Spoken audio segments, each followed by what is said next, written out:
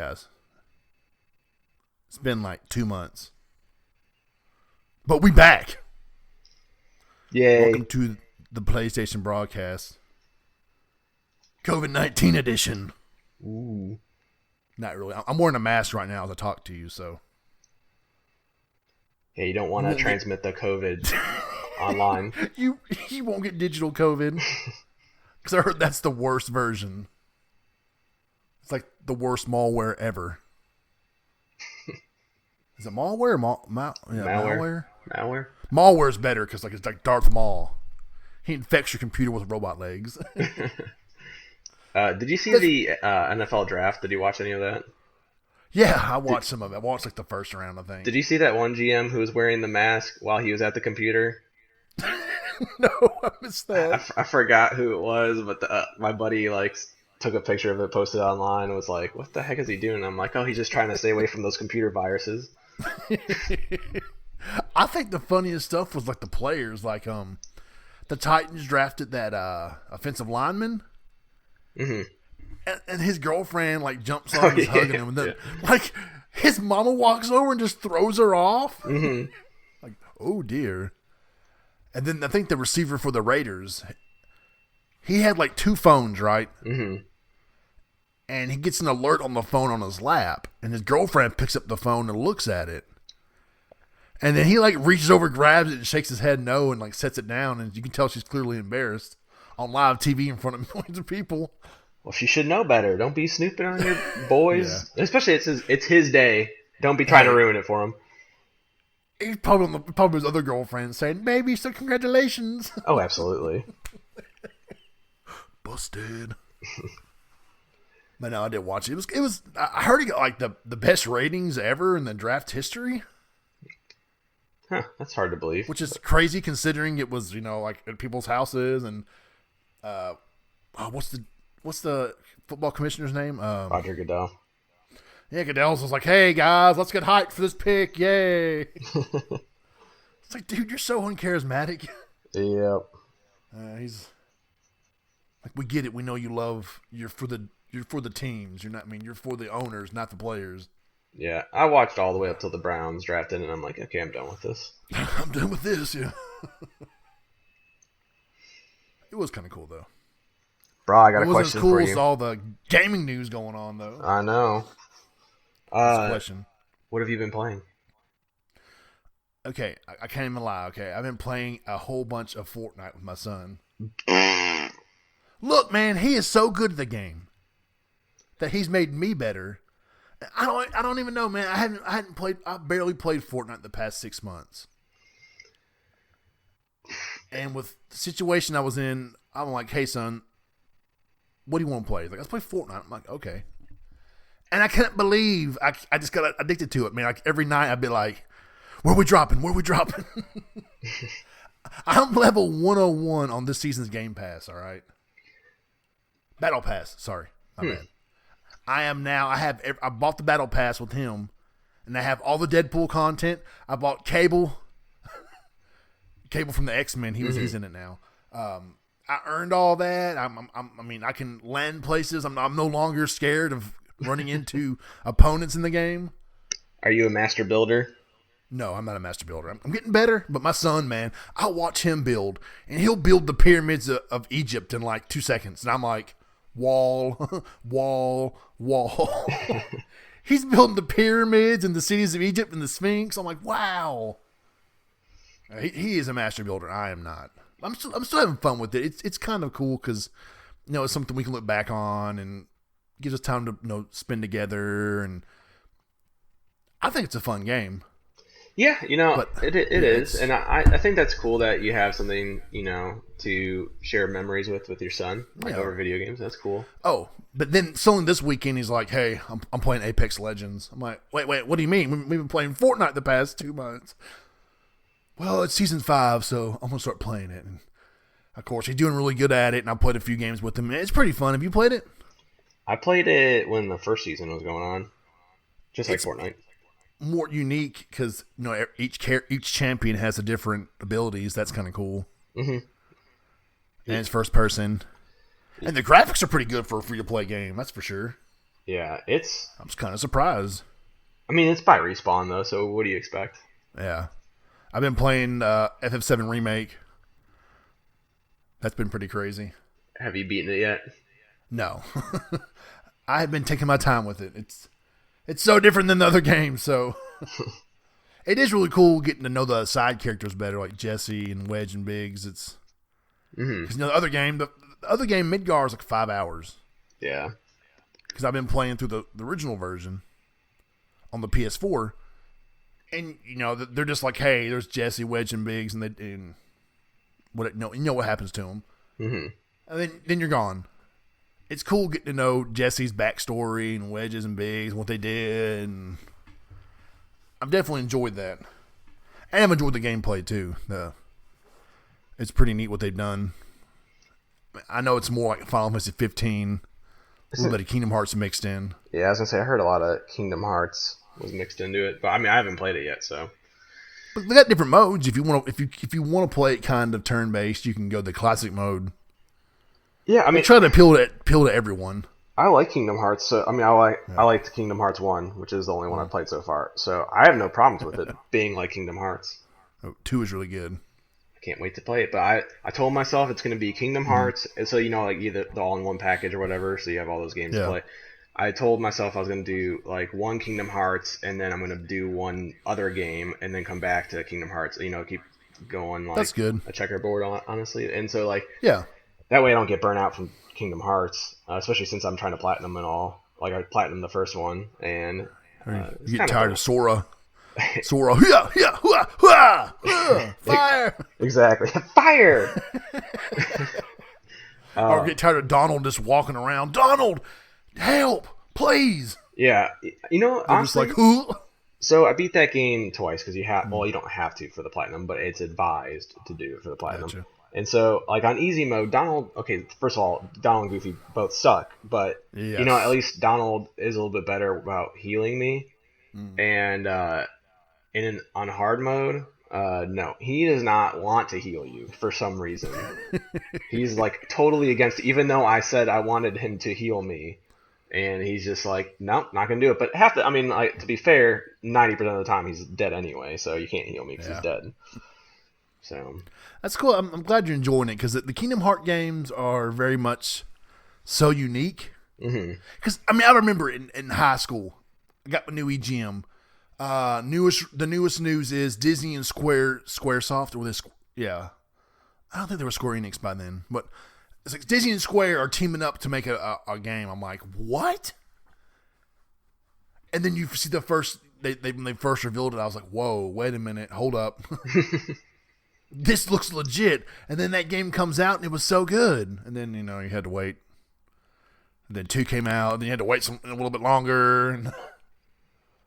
Yeah. I mean, it's crazy what they've created out of it. It's its own thing. The storyline, you're like, what? Yeah, it's... You're gonna go through plenty of twists and turns and why and did you I think it's worth it in the end. Did you play the remakes or remasters of it? I've been playing them, yeah. So I didn't. I figured this would have been in the original, but I'm pretty sure they said that the mysterious man that you face in Hollow Bastion was not in the original. Am I right or wrong on that? Do you know? I'm not sure. That's a good question. Because that guy fucking sucks. Like did you face him? I'm trying to think. I'm looking at. Hold up. You would probably know. Are you talking about the remix edition, like the extra bosses? I know that they have extra. Oh, I actually didn't know which ones were extra, but I knew that the mysterious man wasn't, or at least someone said that the mysterious man was. I think you're right. I think he wasn't in this version. I think he's in the secret boss. Yeah, he's in the final mix version. So did you play him? No, I did not. He sucks. Like he has a move. So you know how the gameplay is. It's like you have your attack, your items, and your magic, right? Mm-hmm. And then your triangle move as well. Well, when you fight him, he has this stupid move that will he is continually like electrocuting you. And the only way to stop getting electrocuted is by hitting like that attack item magic and that triangle move turn into shock, shock, shock, and like whatever that alleviates it, like be gone, whatever. And like that sounds not too hard, except that it is like a slot machine, so it's constantly moving. So you have to get lucky to get it off of you, and it kills you in like 4 hits. Damn. So you have to like have like Tinkerbell like by you because she makes it so you get that extra life. And then also the thing that helped me too was if you get hurt you get extra MP, so then you put Leaf Bracer on and heal yourself so you can that helped me through that battle, but that fucking sucked. Frustrating. But he's apparently the hardest boss in the game in the series, so now that I got that over with, should be smooth sailing. Oh, is he more of a bitch than Sephiroth? So all the ones I saw was that he was the worst. But Sephiroth is in this one too, and he was. Yeah. I mean, he was not nearly as bad as the Mysterious Man because like I said, you can kind of cheese it a little bit with Leaf Bracer because you're healing and you can't get hurt at that point. It doesn't get interrupted. So that move alone makes it so that you don't die from Sephiroth as fast, or like there's only like one move Sephiroth can do that can kill you in one hit. So other than that, you just keep Leaf Bracer on and you're pretty much good. But Mysterious Man, it's like you can't heal yourself during that shock because you don't have the command prompts. It's just either shock or you did. Yeah. No. But is all you've been playing is some Kingdom Hearts or? No, I played a little bit. So obviously, I played Moving Out, which is an awesome game. Tell us about your experience with Moving Out. So I loved it. I played with a buddy through SharePlay, which, by the way, I did not know this. So I tried to SharePlay it when you gave me the review code, and you cannot SharePlay a game that is not out. Okay, that makes sense, I guess. Yeah, it totally made sense. I was kind of upset because I'm like, I can't play this freaking game by I mean, you can play it by yourself. It's just not nearly as fun by yourself. Yeah. So, but when we did play, for him it was a little bit more laggy because SharePlay can be finicky like that. But still great because how awesome is it that you can play a couch co-op game over the internet. So anyway, the game itself was great. If you like Overcooked, you might even like Moving Out better because it's just a little bit more chaotic. More chaotic than Overcooked? Yeah, because it's two different. I guess it's two different things in a way. So like Overcooked, you're really battling your orders. Like you need to get the orders done in order to get like your multiplier up.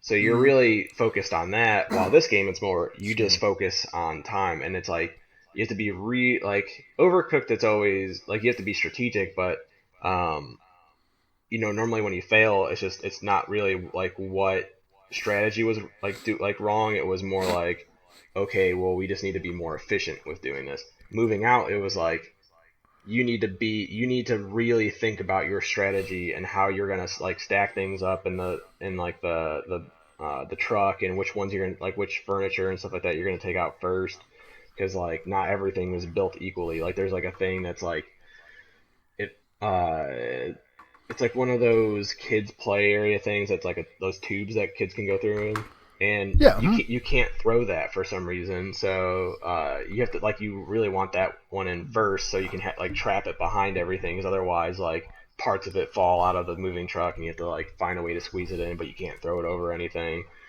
So like I said, it was chaotic and I love it, and it's really heavy on the physics. So on like Overcooked, where it's a little bit more snappy, like it's a grid system, this one's like anything goes. Like if your like freaking mattress isn't perfectly aligned with the door, it's gonna clip it, no matter what. And it's like then you have to like force it through. The frustrations you get when you're moving, you feel that at times with Moving Out, which is cool, but at the same time, it's also frustrating. So but I enjoyed it. You know that they really kept it fresh, like the whole way. There's 30 levels, and I found every one of them really enjoyable. The story is funny. Like the story itself isn't like anything great, but like Yeah, but say I didn't think it have a story mode in it. So yeah, but it's like the conversations you have with you and your moving buddy are really funny. Like whether it be like the one guy's like, oh, I hurt what like my back or something like that. Do we get sick days? And he's like, well, you're hurt. You're not sick, so no, you don't get sick days. But we don't have sick days either. So and it's just little things like that, you know. And yeah. then on top of that, like there's these um like these VHS like throwbacks. So like it tells you like these tapes tell you like they're like not secret levels, but they're extra levels you get, and they'll like tell you a little bit about the history of like the movers, or not the movers themselves, but like the moving company, and they do funny things with it. Like for one, they're like zooming over or zoomed out of the whole level, and you see that it's like ghosts like Pac-Man, and uh, like I said, each one has a backstory, and so the guy's just like, oh, you can still hear their like the ghost cries of Waka Waka Waka, and like just making fun of Pac-Man, and I freaking loved it. I was dying I was cracking up just when he said that, and like it offers different ways to play too. So in moving out, like the story mode, you're getting 15 to 30 plus furniture like into the moving truck, while in that mode, it's more like you only need to get one thing into the truck, but it could be like something that's like hundreds of boxes on top of it. You have to get the boxes off of it to get to the to get to that one thing to get into the truck, or you're like you're in an airplane and you're just throwing crap into the moving truck. So it offers a lot of ways to play, and I loved it. And then like the style of it's really cool. Like I love that it's like an 80s kind of theme, and it brings back like a lot of tropes like Ferris Bueller's Day Off, and like I said, Pac-Man, Frogger's in it. So like I said, they have these like little nods to the past, and I thought it was really cool. So what about your other review? Oh, My friend Pedro. Oh my Yeah. gosh, that game was so freaking cool. Like that game makes you feel like just an absolute badass. And When you pulled uh off some of those crazy, yeah, all the crazy moves. yeah, because like you can make slow motion at any time you want, so it's like you can be as precise as you want. But then like I think it's cool that they were able to find a good control scheme where you can shoot two different things at one time, in a 2D mode, which I thought was really like they did that really well. But then you're just doing a bunch of crazy shit, whether you're doing kicking a frying pan up in the air and just shooting the frying pan and it's like deflecting bullets at Yeah. everyone, or jumping through a window onto a zip line, and just using your shotgun blasting people in the face, and there's just so much you can do and so many different ways you can kind of play that, and uh, it feels really cool when you are able to bring it all together and keep your combo going. That game was excellent. And the story, like I said, the story for that wasn't anything great, but it ended on a very satisfying note, which I thought was wonderful. I was not expecting the way that it ended. So definitely recommend both games highly. I think I gave them both over a 9. I think, You did good, man. or maybe You move do it. some you do some great reviews. That's why I always offer something to you. See, I never know if I'm doing a great review. To be honest, I feel like No, I want no, people to no. just to tell me what I did wrong. So every time I write a review, I'm like, I'd rather talk about the game to the Hmm. person than I would write about it, because I feel like when I'm writing about it, my mind's going in like 20 different directions of what I want to talk about, and I feel like I'm like, okay, I don't want to make this too long because it's gonna be like the too long didn't read thing, and people are just gonna want to jump to like, okay, yeah, Conclusion. Yeah. conclusion. And like I do that myself. I don't, and I wouldn't blame anyone, which is kind of like why I think I need to do like a video review at some point, so that way people will want to hear, because like that's what I do most of the time. Most of the time, like I go on IGN and listen to the video Mm. review, which is just him reciting his written review anyway. But I would, I mean, go ahead. no, you go ahead. Sorry. I would say I would probably make it different than the written review, just because I think the way I would talk about it is different than I would write about it. Alden did a video review for Wargroove. Did he really? Yeah, he did a video and a written. But Alden has I'm not saying your voice isn't good, but he has a really good voice. So it was like, I'm like, oh man, I need to start just like writing reviews and send them to him to voice over for me. He does have. I was thinking about that today about how he wasn't like when he wasn't saying that he was going to join the broadcast today. Yeah. And I was like, oh man, he's got a good podcasting voice and everything like that. So I understand what you're coming from, but I'm probably going to cry tonight thinking that you did not like my voice. No. I just said it's not. Oh my God, I feel sorry for your wife. I feel sorry for my wife every day. I'm sure you do. I feel sorry for my wife. With all this. The last game though I've been playing is Death Stranding. Yeah, and you're really enjoying it, aren't you? I think it's my favorite PS4 game, to be honest.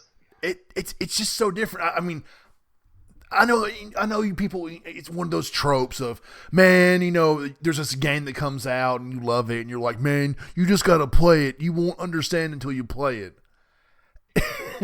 That is like the ultimate you won't understand until you play it game ever made. Exactly. Because if you explain to somebody, like, oh yeah, well, you deliver packages for people around the world during the end of the post-apocalyptic world, and people are like, what? Like, yeah, you have to like balance out your weight. You got to avoid these other crazy delivery guys, which is, I mean, you break it down, that's pretty much what it is. Yeah, they've gone crazy because of the likes and all that, and the rush you get off of being approved. Like, wow, Kojima. Yeah, it's what Kojima has created is just absolutely crazy. Like I love every aspect of it. Like I think the building is cool. Yeah, the like stuff is interesting. Yeah. The you connecting people. The story is so fascinating. How far are you? How many hours you got? I don't know the hours, but so I don't want to spoil anything because I know people probably haven't had a chance to play it. So who's the newest character you met? So I got to Hartman's place. Okay. But there's I connected the people he wanted me to connect to, and then now I'm supposed to go further west. Yeah. Yep. I liked it when he died. Mm-hmm. And you walk over there on his record. Wicked. Oh yeah. And then and all of a sudden the camera pans down. Yep. I'm just like, God, this game is so Kojima unleashed. This game was just like Kojima's like, you know what? Fuck you, Konami. I'm going to do what I want, when I want, how I want, because supposedly Sony didn't care. Mm-hmm. I've heard conflicting stories about that. I've heard that 18 months ago they rebooted the gameplay, or who knows. Apparently someone was saying that at one point it was more about the horror, but then they're moving along and he decided to make it less about the horror and more about the deliveries. And who knows the truth? I mean, no one's going to say it publicly. No one's going to say, well, he changed the gameplay 18 months ago, so. Yeah, and that's what, I mean, that's the thing. We're never going to know the truth unless, like, Kojima just directly speaks about it. And it's just like the Last of Us stuff. Like, people made up crap about, the leaker and whatnot. What? I was going to say about the leaker. Okay. Like, I'm about to say, don't be saying anything, man. No. I'm not. Like I said, first of all, I've already been spoiled. I think I was spoiled on one thing, and I muted that person immediately because they did that. But other than that one thing, I don't think I've gotten spoiled. So, yeah. I mean, but like I was saying, like I feel like there was a lot of misinformation going there, and I feel like that there's probably some misinformation going on about the whole Death Stranding thing too, but. To be honest, I'm glad if it was supposed to be all about the horror and it went it swayed away from that. Yeah, I'm happy because I'm not a horror fan. Like I do not like being scared. Having to go through the zones. Yes. Oh man, it's still. I'm just like okay, I got this. I'm not worried. Yeah, it's I'm better. gonna go on the outside of the Death Stranding. Like how you can kind of go on like the outside of the areas. Mm-hmm. I'm like going down the mountain sideways. Yep. Trying to avoid them. Yep. It's been nicer though hopefully this doesn't spoil anything for anyone, but up until a certain point you really can't do anything besides just throw bombs at them or get caught really. but then they Oh give yeah. you the cufflinks, Yeah. and that's where it becomes a lot less scary for me because I can just kind of be like, "Nope, you're gone, bitch," and So just slash it. were you hooked from the beginning of the game, or did it take a few chapters to Um, I when thought it it started opening up? You know. I thought it was really cool when, like, just in the beginning, I thought it was cool because I was, like, I was interested in the story to begin with. Yeah. Um, but then right before you go to the second area, Mm. I did think, I'm like, okay, like, this is gonna be like kind of like a long game, just walking, doing all this stuff. But then, Oh hell no. yeah, they quickly the like this is like the thing I was not expecting with this game was Mm. how many different things there are to help you along the journey. Oh yeah. If you're having problems with the game, it helps you. Like the boss battle one time, I was getting my ass kicked. Hmm. And I'm like, oh no, I forgot to change my weapons out before the start. I didn't know there was a boss battle coming up. Hmm. And of course, all of a sudden, here comes my friends helping me, throwing me items, throwing me this. I'm like, oh my god, thank you. Hmm. Yeah, it's like everything in the game that just help. Like you get so first thing you get is like what the bike, and Yeah, then so like that's cool. But obviously the bike isn't useful in every situation. And then you get like the the truck. yeah, well you get the truck, and then you get like the exoskeleton, Yeah, and then you like I don't think okay what else can they do, and then there's like 20 different types of exoskeletons. mm-hmm. And so I thought that was kind of neat how they did that, like the gloves that make you look like Wolverine. um Right. there's just like I said there's just small additions that they just keep throwing at you, and it's really cool how they do it. And then by far the best thing is the zip line. Yeah, So I like that's right, like so when I told you I got to Hartman's place, ever since I got back to his place, uh, I've been just putting zip lines everywhere. So I went back to like the South Knot City and like that area, yeah. and just I'm throwing zip lines everywhere. But now like I've overspent my chiral network worth or something. So, but Uh, like I can safely go from like Hartman's place all the way to like the distribution center in the middle, nice. without ever having to get off of zip line. So that makes It, things way better. did you enjoy the cliff stages? Yeah, I've had no problem with them. Yeah, I was expecting to really hate that, because it is so different. It's yeah, like are you talking about the cliff areas like where like the filmmaker is and stuff like that, or are you talking about like the snow mountain areas? his cliffs chapters. You know what I'm talking about. Oh wait, oh Cliff, sorry, yeah, oh That Cliff, yeah, cliff. yes, That Cliff. cliff. So Yeah. yes, I love that. I Man's. like so I Yeah. kind of knew some part of like what was going to go on there. Like I was Mm-hmm. expecting it because of trailers or whatever. But yeah, I think it's so cool. I think everything about, like I said, it's so weird how many different things that have to be wrapped up in the story before I Mm. finish it. But I think it's really cool what they did with everything. Like I love Mads Mikkelsen in that, and I like the World War setting. Yeah. It was like when at one point when you're running through the first chapter and that airplane's coming down at you, I was like, "Oh shit, I'm hauling ass," Yeah. and it disappears. I was like, "Oh, Hmm. okay, that was crazy." And I really like the way they explain why that's happening too, or like Yeah, why that's like a beach or so, like what they like how it got connected. but Because you got some more twists coming. Don't worry. yeah, I mean I figured as much. I mean there really hasn't been a whole lot of things that I'm like, okay, this is shocking, but I'm Yeah, definitely expecting some things to just destroy everything I thought about that game. So you're like Dead Man. Hey, yeah, Dead Man hey, like Sam, come here, man. I don't know his voice. It just I know Dead Man's kind of a weird character, yeah. but that voice just gets me every time I see him talk, and it doesn't match up sometimes. It's Hmm. No, I agree. But yeah, I mean, I think all the like I was telling my one buddy, I said like all the characters, like main characters wise, at least, because yeah. obviously you have like um, the side people that you just deliver stuff to. They're not as fleshed out, but like the main people like Deadman and Die Hardman and Hartman and like I loved Mama's stuff too. Like, but all of those characters are so well realized, and they just do a great job of make them really unique and do something crazy that I just wasn't expecting. I'm glad you liked it, man, because like I said, it's not for everyone.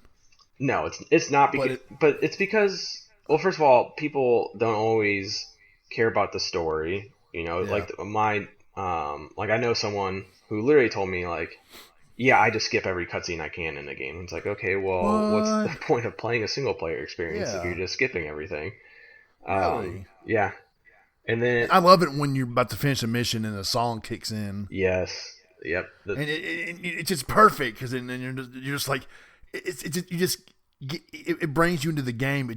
You're sitting there and just like, wow. Because whatever's going on, what's happening in the storyline, Sam's all beat up and he's barely surviving. You have the one item on your back that's it's about to be eroded because of timefall, and you're slowly going towards the base, and the song kicks in, and you're like, oh man. Yep. This is so good. The worst is when you have the exoskeleton that like helps you lift things, and the battery runs out right before you get to the place, and you're just like slowly just chugging. Left, right. Yep. Left. That's exactly the pace it goes at, and so it's like you have to just either just drop everything or just suck it up. Yep. I love it once you start getting further and everything's connected, and then there's people that are building bridges, and then there's leaving little notes like "keep on keeping on," and you can do this, and we're all in this together. And I'm like, wait a minute. Yeah, I love how just roads can be randomly built in the game, or like in now, zip lines are popping up everywhere, so it's like I gotta find a way to connect into their zip lines. Although I was so sad because when I was connecting the last place that I went to, I was like a lot of the zip lines were placed right at the edge of where the chiral network would be gone, until before. So it like really helped me because it's like you can I go to the zip line and then zip line to the edge, and then from there I have to go connect the person and then make a zip line. And in this particular instance, I had to create the zip line for that last boundary area. Yeah. And I connected the person, and then there was a zip line right at that person. I'm like, awesome. So I went there, and then there was a zip line that connected to that. So I was like, okay, I'm gonna go use this. And it looked like mine was gonna connect to it, and I shit you not, I was probably like 2 meters off of it. And I saw my thing wasn't connected, and I was so close to having it perfect. So but now I'm like, okay, I gotta walk up this stupid hill to go to the next zip line. But I love it. I love that. I love everything about the game. I guess I shouldn't say everything. I don't necessarily love that I can't just play the music on my journey, because I feel like if I was a person delivering packages, I'd be listening to music. Hell yeah. But other than that, the game's fantastic. Like I said, if it's not my favorite, it's gonna be definitely like my top 3 between like God of War and then I don't even know what God of War is always my favorite. I guess Uncharted 4. But obviously it's gonna have some competition with The Last of Us coming out and Ghost of Tsushima. That was our game of the year last year, so for the site. I don't remember that or not. That's Stranding? Yes, sir. Yeah, I didn't get to play any part of it because all the games I play are like a year old at least. Hey, you reviewed some of the smaller games this year, so you'll be able to, contribute somehow, I guess. Moving out, game of the year, 2020. Are you going to be waiting to play Last of Us 2? No. So okay, I didn't think so. Yeah, there's games I make an exception. I played God of War right away. Yeah. Oh man, yeah. I think I waited for Horizon actually. So, Ghost of Tsushima, I might play that right away as well. But still, even if I play The Last of Us, that's one game that I'll know in 2020 how good it was. But like, so for instance, say I did play Death Stranding when it came out. Well, I didn't play Star Wars yet, so I feel like I can't make the game of the year, judgment based on game. Like there's games that I'm never gonna be able to get to that. I have to rely on someone else to tell me about. Like, say for instance, we were doing all types of platforms. Like I'm never gonna play Animal Crossing, so I'd have to have someone tell me about Animal Crossing to persuade me to that they think that's the game of the year. But so that's why I feel like I said, even though I'll play The Last of Us, I might just be only put my input on that game or Ghost of Tsushima. Other than that, probably not too many games.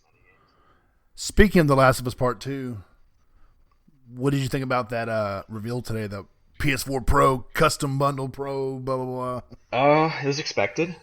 Yeah, people were trying to tell me, dude, if they were going to make one, they would have announced it already. I said, that's not true. They didn't announce the Death Stranding PS4 Pro until about a month before it released. Yeah. Which, it does kind of shock me that they waited that long. Yeah, I mean... You'd think they'd wanted to give a couple months for people to pre-order it. Mm-hmm. Whatever. I don't know. I'm not Sony, so... The Cheap Ass Gamer Twitter account was talking about not why they announced it so late, but like, people were complaining about like, oh, like what's the point of having this when we're only, less than 6 months away now, or probably less than 6 months away from the PS5. Yeah. And the guy's like, they probably made this, back for the initial release date, which would have been in February. That's true. So that is very true. That makes sense in my opinion. I mean, they're still releasing Xbox One X for Cyberpunk 2077. Yeah, and just like he was also mentioning that one too, and saying like, yeah, that game was also supposed to come out, in the spring, or was it fall, winter or spring? Either way. It's supposed to be out by now. Yeah, I knew it was supposed to be out by now. I couldn't remember if it was like March, April or 15th, I believe. Was it? I think was. I don't remember. I'll look it up. I'm But either way, it's like the same deal. Like, it was probably made back then, but they just didn't announce it because the release date got pushed. That ain't the original release date. Come on, guy. I put in original release date and it pops up September. I'm like, that's not, no. You nerd. Did you like the look of the console? Which one? The Last of Us. The Last of Us? Yeah. I really enjoyed the engraving. That's really neat. That surprised me. Mm-hmm. Because have you seen the close up of it? How it's like how it is engraved. I mean, I thought that looked really neat, and I think her tattoo looks cool too. But I don't know. It didn't blow me away. Yeah, it didn't blow me away either. Like I was like, this is fine. But yeah, it wasn't. I think Sony needs to step their ass up next gen with the. I like my Darth Vader one. I bought the Darth Vader console. Remember it? From the Battlefront one? Yeah, I like that one. I bought one. Is that the one that just has like... Is it actually the Darth... Is it... I feel like I don't remember. Vader. You're talking about the Battlefront 2 that has the Empire and the Rebellion. I mean the Rebellion, the Rebels. Mm. Well, yeah, the Rebellion. That symbols on it is kind of meh. Oh yeah, no, I don't remember that one actually. The Vader one. Really? But I'm looking at it. It is pretty cool. Although I like my Spider-Man one better. Yeah, it's right here beside me. Mine is. We were playing. I wanted to play Fortnite with my son while he was here, so I moved it into my office with my Sony 3D monitor.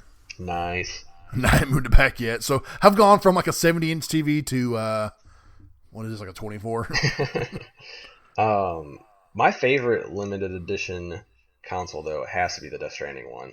Like I think that one's so cool because it's it's just the world, and then they find a way to make it a handprint in the middle. Yeah. And that's so cool. And then I like the white and black with it. I love everything. Death Stranding's perfect. Everything about it. The limited edition, the game, Kojima. Yeah. I actually, the funny thing is, I was never like a huge Kojima fan. Yeah, I was about to say, we talked about Death Stranding in the past, and you were never, Mr. like, oh yeah, he's amazing, he's a genius. Yeah, because I never thought that. I was like, Metal Gear was fine. I liked it. I thought it was a good game. Okay, I know Metal Gear is better than fine. Goddammit. Okay, it's a very good game for me. I did not think but I the know, story I'm was sorry. so freaking confusing, and so James, I just never got into it. you have your opinion. I respect your opinion. I'm sorry for lashing out. It's okay. I mean, you can even tell me I'm wrong. I have wrong opinions. I'm a Polak Yankee is what my coworkers call me, so I'm bound to be wrong. Cyberpunk was supposed to come April 16th. The show should have been out by now. Yeah. But they're spending like 6 months adding tons of polish. Nice. Because I heard it wasn't running that good on the base consoles. It Especially probably the still original will. Xbox One. Yeah, it's probably still going to chug along. I bet you the PS4 is going to sound like the jet engines taking off. We're ready for liftoff here. Cyberpunk 2077.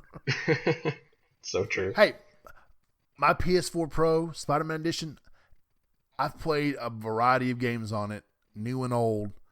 It's never gotten loud. Never. Really? It has never gone turbo engine. Never. There's 1 or 2 games I played recently. Like, it could have been like moving out, but I don't think it was. I think it was like I think it was Anthem. I think Anthem, it was like blowing up for some reason. Really? Yeah, that was also another game I played, by the way, and that game, honestly, I haven't. Not bad. It was $5. I'll play with you if you play with. I will play the Anthem with you if you'll help me out. I mean, I bought it for $5 one day and I haven't played it. I'm like, oh, cool, $5. Yeah. I mean, I'd help you out. Although I honestly, I as soon as I platinum that game, I deleted it So let me tell you, like, this is gonna be really short because I don't really want to talk about this too much. The collectibles are garbage. Absolute fucking garbage. Like the worst collectibles I've ever seen in the game ever, because they're not. First of all, I already hate when there's a bunch of collectibles. That's already a big no-no. Like, you have over 200 collectibles. It was like actually like wow. It's probably, honestly, I want to say it was like 500 collectibles. And not only were there so many collectibles, but more than half of them are random. Like, they don't show up in a certain spot. You have to it's just depending on the server and the timing on if they'll show up in that area. So, but that's some bullshit. You can kind of keep recollecting things though and make it a little bit better, but it is by far the worst thing I've ever seen done in a video game when it comes to collectibles, and I hate BioWare for what they did. I think BioWare hates themselves for Anthem. Yeah, but the thing is, the gameplay is actually pretty good. It's just that it gets stale a little bit, and the stories. I mean, I guess for me, whenever I play a co-op game, I never care about the story, so just it was what it was. But the game itself, I thought, was fun. I thought there was a lot of cool things, and flying around like Iron Man was really cool. Did you see where they're okay? Let's go back to Last of Us. Okay, sorry Anthem, sorry BioWare, no disrespect, but we could both agree that the console it works. I mean, it's nothing perfect. It's nothing that's going. I mean, I'm not rushing out to sell my PS4 Pro to get a new one. Mm-hmm. I think they could have done better with it, but I do like how it's engraved, and I do like that Ezra tattoo that's everyone loves. Yeah, Haley's tattoo. What about the headset? I like the inside. Do you see the inside of the like headphones? I might have missed something. It's like red or something. I like that. Official. I couldn't tell what the inside was that well. I mean, I thought the little hard drive looked kind of cool. That was kind of neat with the logo on it. Yeah, I was like, okay, that's definitely a page from Microsoft's book. Yeah. They're all about the custom hard drives. I mean, that is a cool engraving, and I do like it's engraved, that it's not just a sticker. Mm-hmm. Not a sticker, but not just a print, or however they do the process. The control looks nice. The color, I don't care for I just feel like if you go look at the Gears of War 5 Xbox One X, mm-hmm. Have you seen that one? It's like the broken cog and the ice and all that. I mean, it looks great. I'm like, wow. Yep. I mean, that's great. Microsoft does custom stuff way better than any company, and I don't know why, other companies haven't taken a page out of their book. Okay, I do like the headset. Now that I got better image of them, that's cool. The earphone padding inside is red. Yeah, I mean that's like the only thing I really loved about it, but it has the tattoo mm-hmm. on the headband. Mm-hmm. That's cool. I like that. Yeah, but I'm not buying another headset until there's PS5 headsets because of the Tempest 3D audio engine and all that. Yeah, so I guess chip, whatever it is. This is a question I was going to ask, so I'm glad you brought it up. Do you think that Sony will come out with a new headset with the PS5? Oh, hell yeah.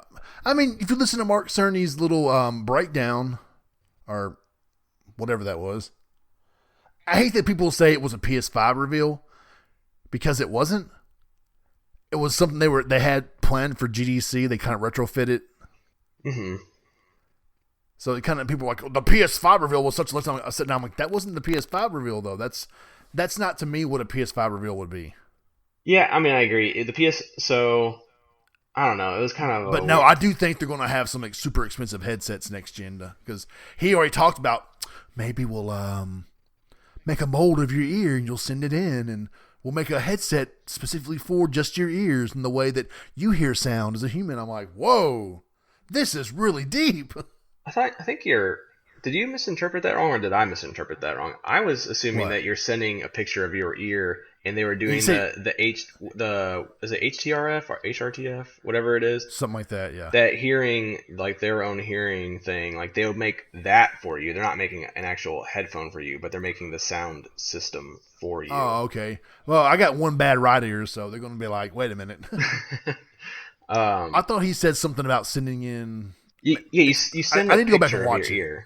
Okay, I can do that. Yeah, so you're gonna do that, and what they'll do is look at your ear and figure out what your I don't know, what do you want to call that, your readings say about your ear. So like they'll optimize the sounds for your ear. That's cool, man. I really hope that they knock out the park with a headset that's takes advantage of the 3D sound and that combines with the chip inside the system and really makes you feel even more in the game than, combine the DualSense with the headset. Yeah, I mean, you're even more like, oh my god, I'm in the game right now. I'm in the Killzone universe. Or It doesn't see, and this is why I'm not sure if they'll have one, because the way they made it sound was that any headset will have, like, it'll work really well with the Tempest engine. So gotcha. So it sounds like, because they're talking about how they're going to do it for like TV speakers too and all that stuff, and it was like it just said headphones. It wasn't like, oh, you're gonna have to buy our own headphones, or like ones that are certified through us. It was like, it sounded like anything that has like a good quality headset will be able to run this, because they just said it's easy, because it's just your two ears that like your two headphones are what they have to optimize, unlike surround sound where they have 7 different speakers or 5. Yeah. So it sounds like you don't necessarily have to buy a new headset for you to take advantage of the Tempest audio. I think they will have a headset though. I just don't see why they would leave money on the table. I agree. I mean, I think they would too. Yeah. I just, like I said, I'm just questioning if they would, just because it seemed like everything would be retrofitted towards other headsets. But I mean, I agree that it's like a whole new system. Give me whole new headphones. Yeah. And so I'm with you. I'm like, I really want to hold out for a new headset if they do make a new one. But if they don't, I'm be really upset, because I'm like, I should have just bought the damn another platinum. Yeah. They are really nice. I've used them a couple times at events. I'm like, wow. Mm-hmm. So, talking about The Last of Us and all that, going back, I really hate it for the team at Naughty Dog, because I was there at PSX 2016 when they revealed the first teaser, and the crowd just went crazy and people were crying, and it was like, this absolute happiness. And then fast forward almost 4 years later. Mm-hmm. And then, there's assholes out there. They're leaking the game because, it's probably the biggest Sony sequel of all time, wouldn't you say? I know Gran Turismo 3 was big, but as in terms of a game that, it's a storyline. You're experiencing this. You're going into these characters, and then the next chapters in their life, and someone's out here just posting videos on YouTube ruining all the moments. And I've already had 2 major moments spoiled. And it is pretty crazy the direction they're taking it. I definitely did not see what happens. But it still just blows my mind that somebody was like, oh, well, screw them. I mean, someone that supposedly wasn't even involved with the company just go out there and just drop all the spoilers on YouTube, and everyone, all these assholes on Twitter, of course they're going to be sharing it. And yeah, people are making. Oh, they are, man. I know part of it, people are like, well, there's crunch. I don't believe in the crunch, Naughty Dog. Do you know how many games, if you don't believe in crunch, you better go ahead and return 90% of the fucking games you have right now? I agree. Because most games, the entertainment industry, it's built on crunch. No one's working 9 to 5 making video games. I mean, how many companies can afford that or actually do that? I mean, not even just video game companies. Think about how many companies do that in general. Like, I work more than, Right. No one's over here writing articles about me working 60 hours a week in construction. No one cares that I work, crunch all the time. I mean, I haven't real lately, but no, there's been times where we had, job I had 10 years ago, it was guaranteed you had to work 60 hours a week at minimum. Mm-hmm. And no one's online going, well, I'm never buying their products again, or blah, blah, blah. Yeah, everyone's a bit sensitive nowadays on the internet. Yeah. So. I hate it that the culture at Naughty Dog's like that.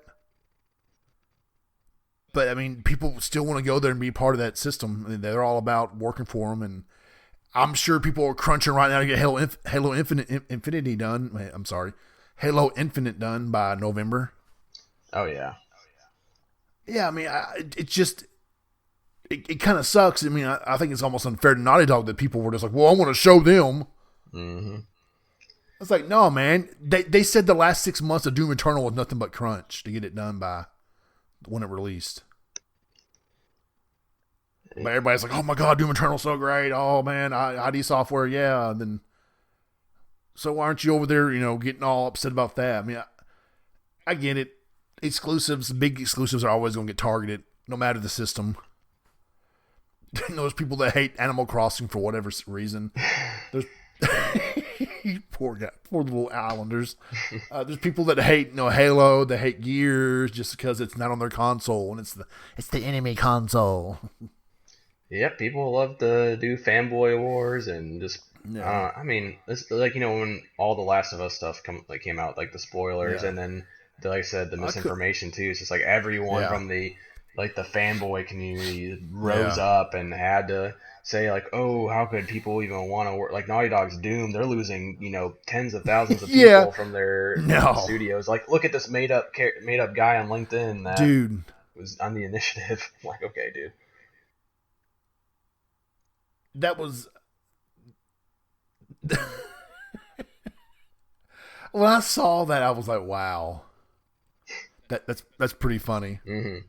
Like, he worked for Naughty Dog and did all this, worked on these 3 games, and now he's working for the initiative. And then he's fake. It doesn't even exist. Naughty Dog contacted my friend's site and said, that guy's never worked for us. I'm like, oh, damn. Glad we didn't write about that. No, very rarely do I write about hires. It's I don't know. I get it. And sometimes, if Kojima left and went to Ubisoft, I'd be like, holy shit, that's big news. Oh, yeah, there's people like that. But, no. At one point, Cliffy B was big news. Now he's just over here complaining about Lawbreakers and how that game was never going to work anyway, so. No, he said it was. He made the mistake. I know what he said. But that game wasn't going to work anyways. PUBG was coming out. PUBG was in its highest moments. Fortnite was starting to. It was about to come out. The battle royale mode. Mm-hmm. No, Lawbreakers never had a chance. Overwatch was in its highest point of popularity.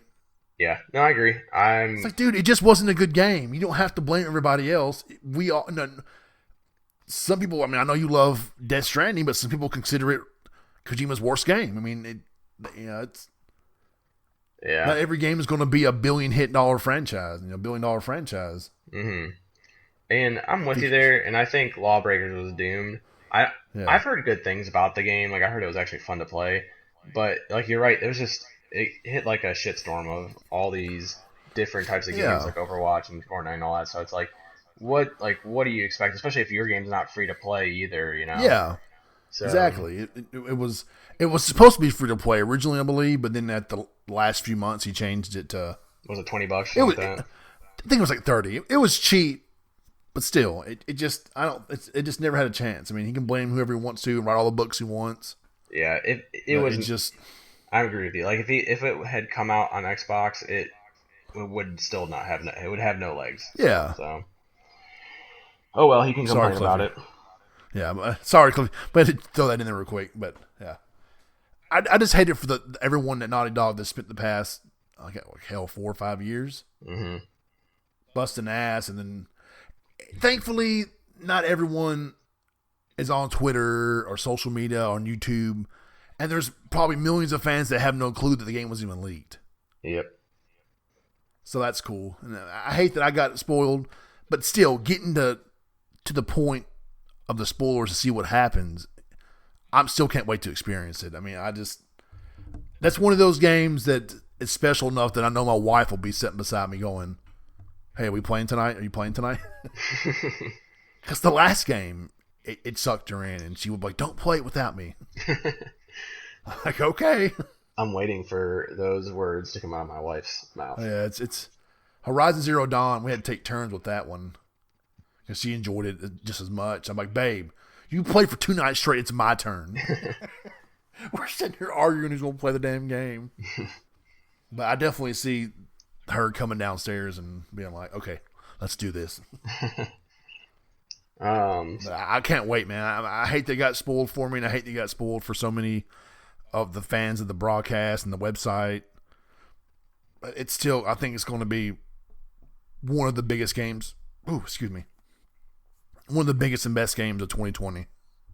And to think about it, there's only 1 month to go, man. That's crazy. It's almost here.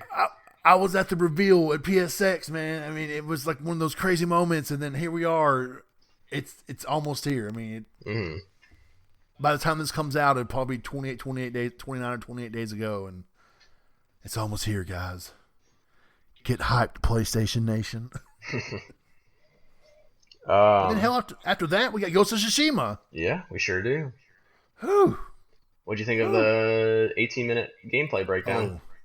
I loved it, man. The guiding wind. Oh, that was a good idea. I liked it a lot. Yeah, I was like, that's just like so Japanese. I don't know, man. It felt so right. Mm-hmm. Because I was wondering, like, what's going to happen in the game? Like, do you just, you're riding around, running around, and then it's like the guiding wind will show you where to go. I'm like, oh, well, that's just genius. Okay. Yep, I was really nervous when they said that it wasn't going to have waypoints, and then to find out that they don't have waypoints, but they came out with something clever to guide you. It makes it much more immersive. Yes.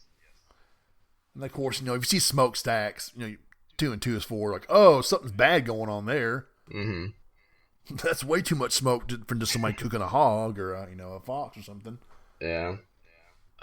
Man, I don't know, like, how the hell does that game look so good when they're making it with essentially? Because I mean, the PS4 was outdated when it came out, right? I mean, everyone always talks about how the CPU, the Jaguar, and all that's so outdated. And I thought it looked like. I'm like, shit. How? Do what? I said I thought it looked like shit. Well, no, I'm just kidding. I'm just kidding. I'm about to say what? No, it was. Were we not watching the same game? Yeah. So what they did with the graphics and like just the way the environments look and how the wind brushes through the grass and all that stuff. Yeah. It's just so great. And like the leaves falling. I don't know how they got all that crap to be on screen and still work. Magic. Merlin works for Sucker Punch Productions. I know it. I am a little skeptical of the gameplay though itself. Yeah, I saw your tweet about it. You were like, well, yeah, it's I mean, so I'm not like I think not Infamous, but Sucker Punch that like knows how to make a really fun game. So I'm not like really necessarily worried about that. But Yeah. the parts that we saw were one hit kills, which actually I'm all down for as long as they have Yeah. it balanced. But then like the sneaking part, I'm like, this is so generic to me. There wasn't like anything that it really didn't use. Like the only thing that I thought was really cool about that was that he scares the shit out of the one guy and make him fall and he just Yeah. stabs him. And I was like, that's awesome. But You are the ghost of Shima. yeah, but to me, I'm like, the samurai is what I want to play as for the most part. Hey, me too, brother. I want to walk up in like that badass armor and be like, let's do this. Yeah. Seriously though, man, like when they were going through the customization, I'm like, oh, it's one of those helmets that has like the horn that's longer on one side and shorter on the other. And I'm like, this is like my samurai dream, okay? This is like Ronin Warriors, but the game, but much more violent. So what do you think about the gameplay though? I thought it looked great. I mean, I could see how you would say it's kind of like Sony's version of Assassin's Creed. Yeah. I still think they're kind of holding a few things back. So do I. I mean, I think you just seen the basic entry level. I think there's going to be some different mechanics introduced later on. Mm-hmm. I'm all about that bow, though, man. I love me a good bow action. Mm-hmm. Like in The Last of Us, man, I get my bow out and just get the clickers. So good. Oh, yeah. I always updated that first when I had the opportunity. Mm-hmm. I'd freaking just hold it back, let go, flam! I can't wait. I'm going to upgrade that bow in the game and just be knocking fools down. And I'm a big fan of Assassin's Creed, of the older Assassin's Creed games. Mm-hmm. I mean, I beat 1, 2, 3, Revelations, all those. Brotherhood. Did you play Origins? Yeah, it's just so, that's what I'm saying, the old style, it's... Yeah. So I look forward to this being kind of like that Assassin's Creed Japan game we still haven't received. Yeah. In this, like, Odyssey and Origins obviously changed a lot from what Assassin's Creed was. And I think they're fine and, like, for what they are. Like, I really enjoyed those games. Yeah. But yeah, I think this, like, what Sucker Punch is doing feels more like the evolution that Assassin's Creed really should have taken. Yeah. Because I guess there's going to be RPG elements to this too, but it's not going to be. It doesn't seem like it's going to be like the RPG elements of like the gameplay itself. It'd be more like the whole of upgrade your character and these things do this for you. But like obviously in Assassin's Creed, the newer ones, you have like the Witcher type style enemies and whatnot, and it's like, okay, well, this isn't what like Assassin's Creed, like this is the next evolution for Assassin's Creed and where they want to take it, but that's not how I felt like the series. Like, to me, it could have been a different name altogether and not have the Assassin's Creed. Oh yeah, you can definitely tell that it's inspired by The Witcher. Yeah, just very much so. Yeah, so it's like to me, it's like I wish they could have gone back to the old way, but just refine it, and that's what this seems to be. So I'm excited. I mean, I'm excited for it. Oh, I'm definitely. Yeah, I mean, I've always loved the samurai period, and I've always loved samurais. Like, just I don't know, something about them. Like, they're samurais, shoguns, all that Japanese armor, that look of it. It's always done something for me. So when they announced Ghost of Tsushima, I was like, oh my god, this is awesome looking. Yeah, honestly, I wasn't sure if I was going to get it day one, especially after that 18-minute trailer. I was like, okay, I don't know if I want to do this day one, spend the $60 on it, but then I watched it again, and I listened just to the music pretty much the whole time. Oh my god! And I'm like, okay, just for the music, I'll spend $60. Yeah, so awesome. When he was just riding around the horse at the beginning, I was just sitting there going, "This is some really good music." Yeah, for real. Because it sucks. We had to work over that day, so I'm driving home and I couldn't really watch it. I was just listening to Jason and Nate talk of Sucker Punch, and I'm sitting there just listening to the music too. I was like, this music is giving me goosebumps. It's like, this is really, really good music. Yep. So it definitely. I mean, I couldn't even see what was going on really because when be driving and look at my phone. Mm-hmm. So I just had it kind of on my shoulder, listening to it, and I'm talking about everything, and that music just really, I'm like, okay, I am most definitely playing this entire game with my headset on. Yep. I gotta make sure the charge, they don't die on me. No. I have a sound bar downstairs on my big TV, but I'm still gonna have my headset on. But no, the 18 minutes was very impressive. I mean, I was already impressed from the E3 2018 gameplay underneath that tree. Mm-hmm. Oh, yeah, so cool. Oh, man. Oh, I look forward to the one-on-one battles because, like, it's that little banner comes up and it has, like, the name of the battle, the Clash of the Waves. Mm-hmm. Very cinematic. That really got me. And then the photo mode. Yeah, photo mode's awesome. Oh, I guess that one mode, which is more like you can make a GIF mode, because you can make GIFs on your PS4, you know. Mm-hmm. That one mode's just screaming for that. That's what it is. You can have Jen like stylized and do all that stuff, but the background's still flowing. Yeah, there's gonna be people that's all they're gonna do is get that game, play it, and then just make tons and tons of photos and videos. And I can't wait to see what everyone produces because it's gonna be amazing. Mm-hmm. Cause, I mean, that's who started the photo mode craze was Sucker Punch with Infamous. Did they? I remember them being they introduced they introduced the first photo mode for a PS4 game. Yeah, I thought they did, but I mean, I thought photo mode was like bigger before that. Well, I mean, you could do screenshots. Yeah, but I don't think any game before that had like just a photo mode where you could change the camera and the perspective and the colors and the ratio and all that. Mm-hmm. So as far as I can remember, they were the first big company to really go all in with it. Yeah. So I got 3 things for you. Oh, okay. Go ahead. Right. What's it? 1, you said GIF wrong. Oh, GIF. 2. Are there still is that debate still going on? Probably, even though the creator said GIF. So I mean, there's not a debate anymore. So GIF. Okay. GIF. 2. Like the peanut butter, right? Yes. Okay. Are you playing this? Are you playing Ghost of Tsushima with the Japanese voiceover? Oh, I don't know yet. I know it's the right thing to do, but I don't have to read the subtitles the whole time. Yeah, I might play half and half. Yeah. And I don't know. We'll see. What's your third question? Are you playing it in the black and white film grain mode? Okay. Here's what I was also thinking. All right, first time around, color American, and then second time black and white Japanese. There you go. That was what I was thinking. Kind of like the second time to get that. Because, I mean, go look at some of them screenshots, the customization screen, where Jen's standing in that field of flowers.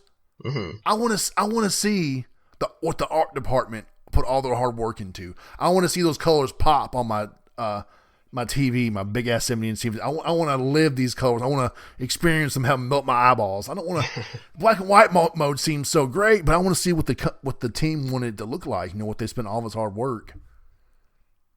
I agree. I don't know. It's such a beautiful game that I want to that first time around be like just sit the control down and be like, holy shit. Mm-hmm. Because I know about Shuhei's already said that sometimes he just stops and admires the beauty of the game. Yeah. Yeah, so I mean, I want to do the same. I'm not saying black and white mode will take away from that. No, but it will. Okay. Yeah. It's going to be a different experience. I agree. I want to. I want to be like I was there during the Mongol invasion of the islands of Shima. I honestly think that the way you're going to do it is probably the best way to do it. Not like the more I think about it, just because. I mean, you guys do what you want to do. Don't let me, be like, oh well. The Brahs doing this, so I have to. No. Be a trendsetter. You do what you want to do. I'm a weird person, so. We all know. Oh, yeah. Oh, if you guys only knew. Yeah, between your 10 Twitter accounts and... 9? Thank you. Is it only 9? I just... Either way. We'll have to hang out sometime. We're not that far apart from each other, so. I agree. Once this virus is all gone. Yep. You can, BroCon 2020 with like 2 people. My brother-in-law has a nice wakeboarding boat, so you can come hang out with us there. Oh shit! There we go. So there you go. I Well, don't think I've ever been wakeboarding before. well, we don't. I've never done wakeboarding. We do Oh, okay. surfing. I never surfed either. Either. It's a lot of fun. I think you'll enjoy it. So Surfing in Tennessee. Woo! Surfs up, Big Kahuna. so we do have a couple more things to talk about, and I feel like these are kind of Dude, big ones. there is so much we could talk about, but I mean, I still want to do other things tonight. And Oh yeah, but these things I feel like are for pretty this important. show. Well, there's two things, and then I obviously have to do my segment about the life lessons because it's been a while. That's true. Um, but so first thing, what do you think about the DualSense? Hey, I am super excited about that, and that is not what I expected from them. I agree. I mean, seriously, when I saw that, I was like, that looks next gen. Yep. Because, Microsoft, they look like they okay. They phoned it in this gen. Okay, I'll put it this way. Like, when you're getting married, your fiance is, your wife or your future wife's all like, oh my God, I gotta lose a few pounds before the big day. I gotta lose a few pounds. My wife didn't do that. Okay, my wife did. She was all, I mean, she wasn't even overweight or anything, but I love her to death. I supported her, and I ate really shitty food for about 2 months. And she had to lose some weight before the big day. I kind of felt like they just kind of like, well, let's just lose some weight before the big release. Okay, let's get the other controller. Let's just carve a little bit off here. Let's just do this. Like you said, it does feel phoned in. And I'm not saying, I mean, I love the Xbox One controller. I love the DualShock 4, and I love the Switch Pro controller because I've been using all of them, and I can jump between each one because I'm crazy like that. And they didn't really have to do much to it. And I mean, I think the DualShock 4 is a great controller. I know some people are like, oh my God, it feels so cheap, or oh my God, my hands, I have arthritis from playing the DualShock 4 so much. I'm like, dude, come on, stop. But it just felt like Microsoft was like, okay, well, there's some there's some stuff on the triggers, and we put a share button. Mm-hmm. I know it's supposed to be like negative latency now. Yeah, whatever that means. Well, yeah, I mean, okay, whatever. It's. I just felt like Sony. Who keeps texting me? Sorry, I felt like Sony took a look at the DualShock 4, what worked, what didn't work, and then was like, okay, having the controller be something new technology is just as much a part of the next gen console as what's inside the system. And I really think they went back to the drawing board, and I think the DualSense could be their best controller yet. I agree. Yeah, I mean, it just looks next gen, man. It just looks like this evolution of the DualShock that I didn't see coming. I don't think anyone saw that coming. Yeah, man, I was just like, wow. I mean, it just they went up like above and beyond what they could have done. They could have got the DualShock 4 and been like, okay, well, we're going to make the triggers a little bit more rounded here, and I mean, I didn't expect the built-in microphone, and they're saying the haptic feedback is so crazy, and apparently there's some raindrop demo. Yep, I just heard about that. And then you can like feel the different, like have the different drops in the controller. I don't know, man, but it just, I mean, I really want to get my hands on it. I just want to walk up and just be like, oh, how you doing? Yeah. So I feel like it could be their best controller yet. And they changed the name of the controller after 25 years. Well, they did it once, so 20. shush. They did it. Do what? They did the 6-axis, so. Well, you know what I'm saying, though? I mean, it's like DualSense. It's. Yeah, but what I'm saying is that they changed the name of the controller before. But I mean, who remembers that? Though everyone calls it the DualShock 3. No one's. Well, because it became the DualShock 3 after. Oh, that's right. Because it was the 6. Yeah, the 6. That's right. Yeah. Yep.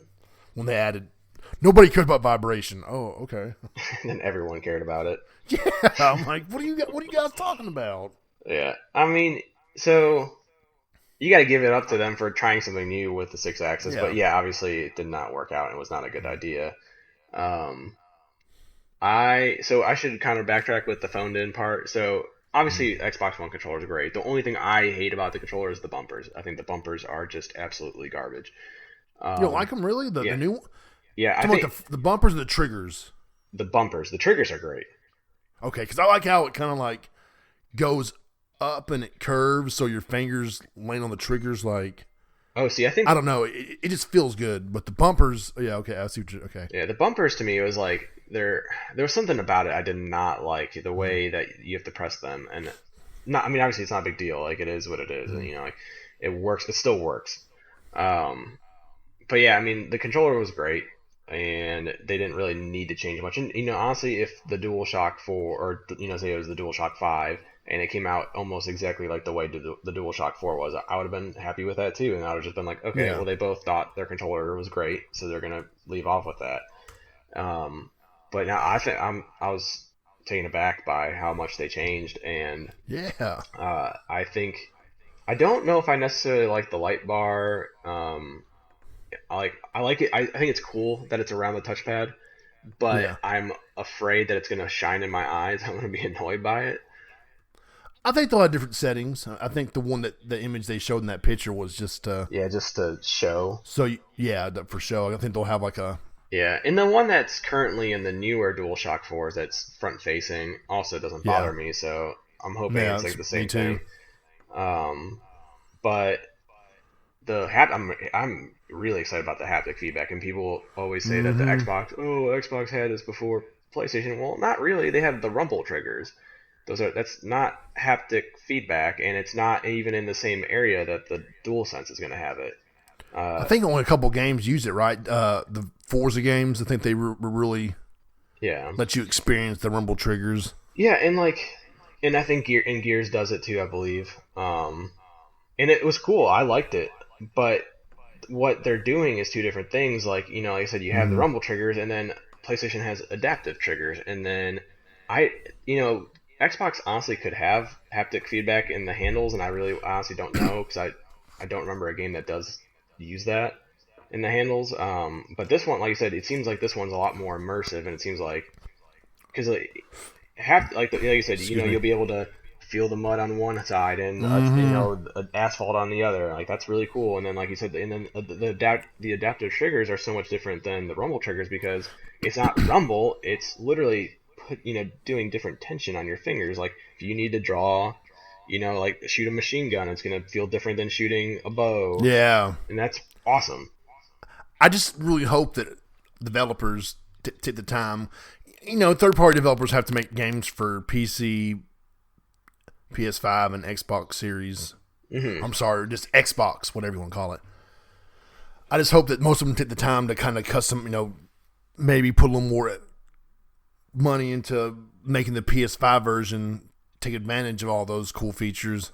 Yeah, and I think Sony will pay them a little bit to make Oh sure that man, they yeah, have some of those features to begin with. I definitely would say, hey, if the more we take advantage of the features of the DualSense, we'll cut a deal on the licensing agreement or whatever. Yeah. So another thing Because too. I can't wait to see what like Kojima he's looking at that controller right now in Japan going, huh. I mean, it just makes cool gameplay moments. So like, what if you're playing? Okay, well, Horizon Zero Dawn 2, and you're pulling back you're about to use your weapon. All of a sudden, your gun gets caught or something, or you're playing Call of Duty and you run out of bullets, and then the trigger doesn't want to work right, or it just the gameplay possibilities are what I'm excited about with it. Hmm. I agree. I just hope that developers really take the time to, the first parties they're already sitting there going, sweet. Yeah. And I think that the first parties are obviously gonna do a great job with it. Oh yeah, And I think you're probably gonna get the most out of it if you're a single player fan.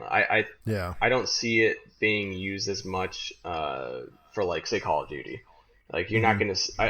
gonna. They might with like the adaptive triggers like do something with it to make it like a little bit different, but like you're really gonna get the difference when it comes to like like I said Horizon. The next Horizon game that comes out, you're probably gonna get the most use out of those adaptive triggers from that. Oh yeah.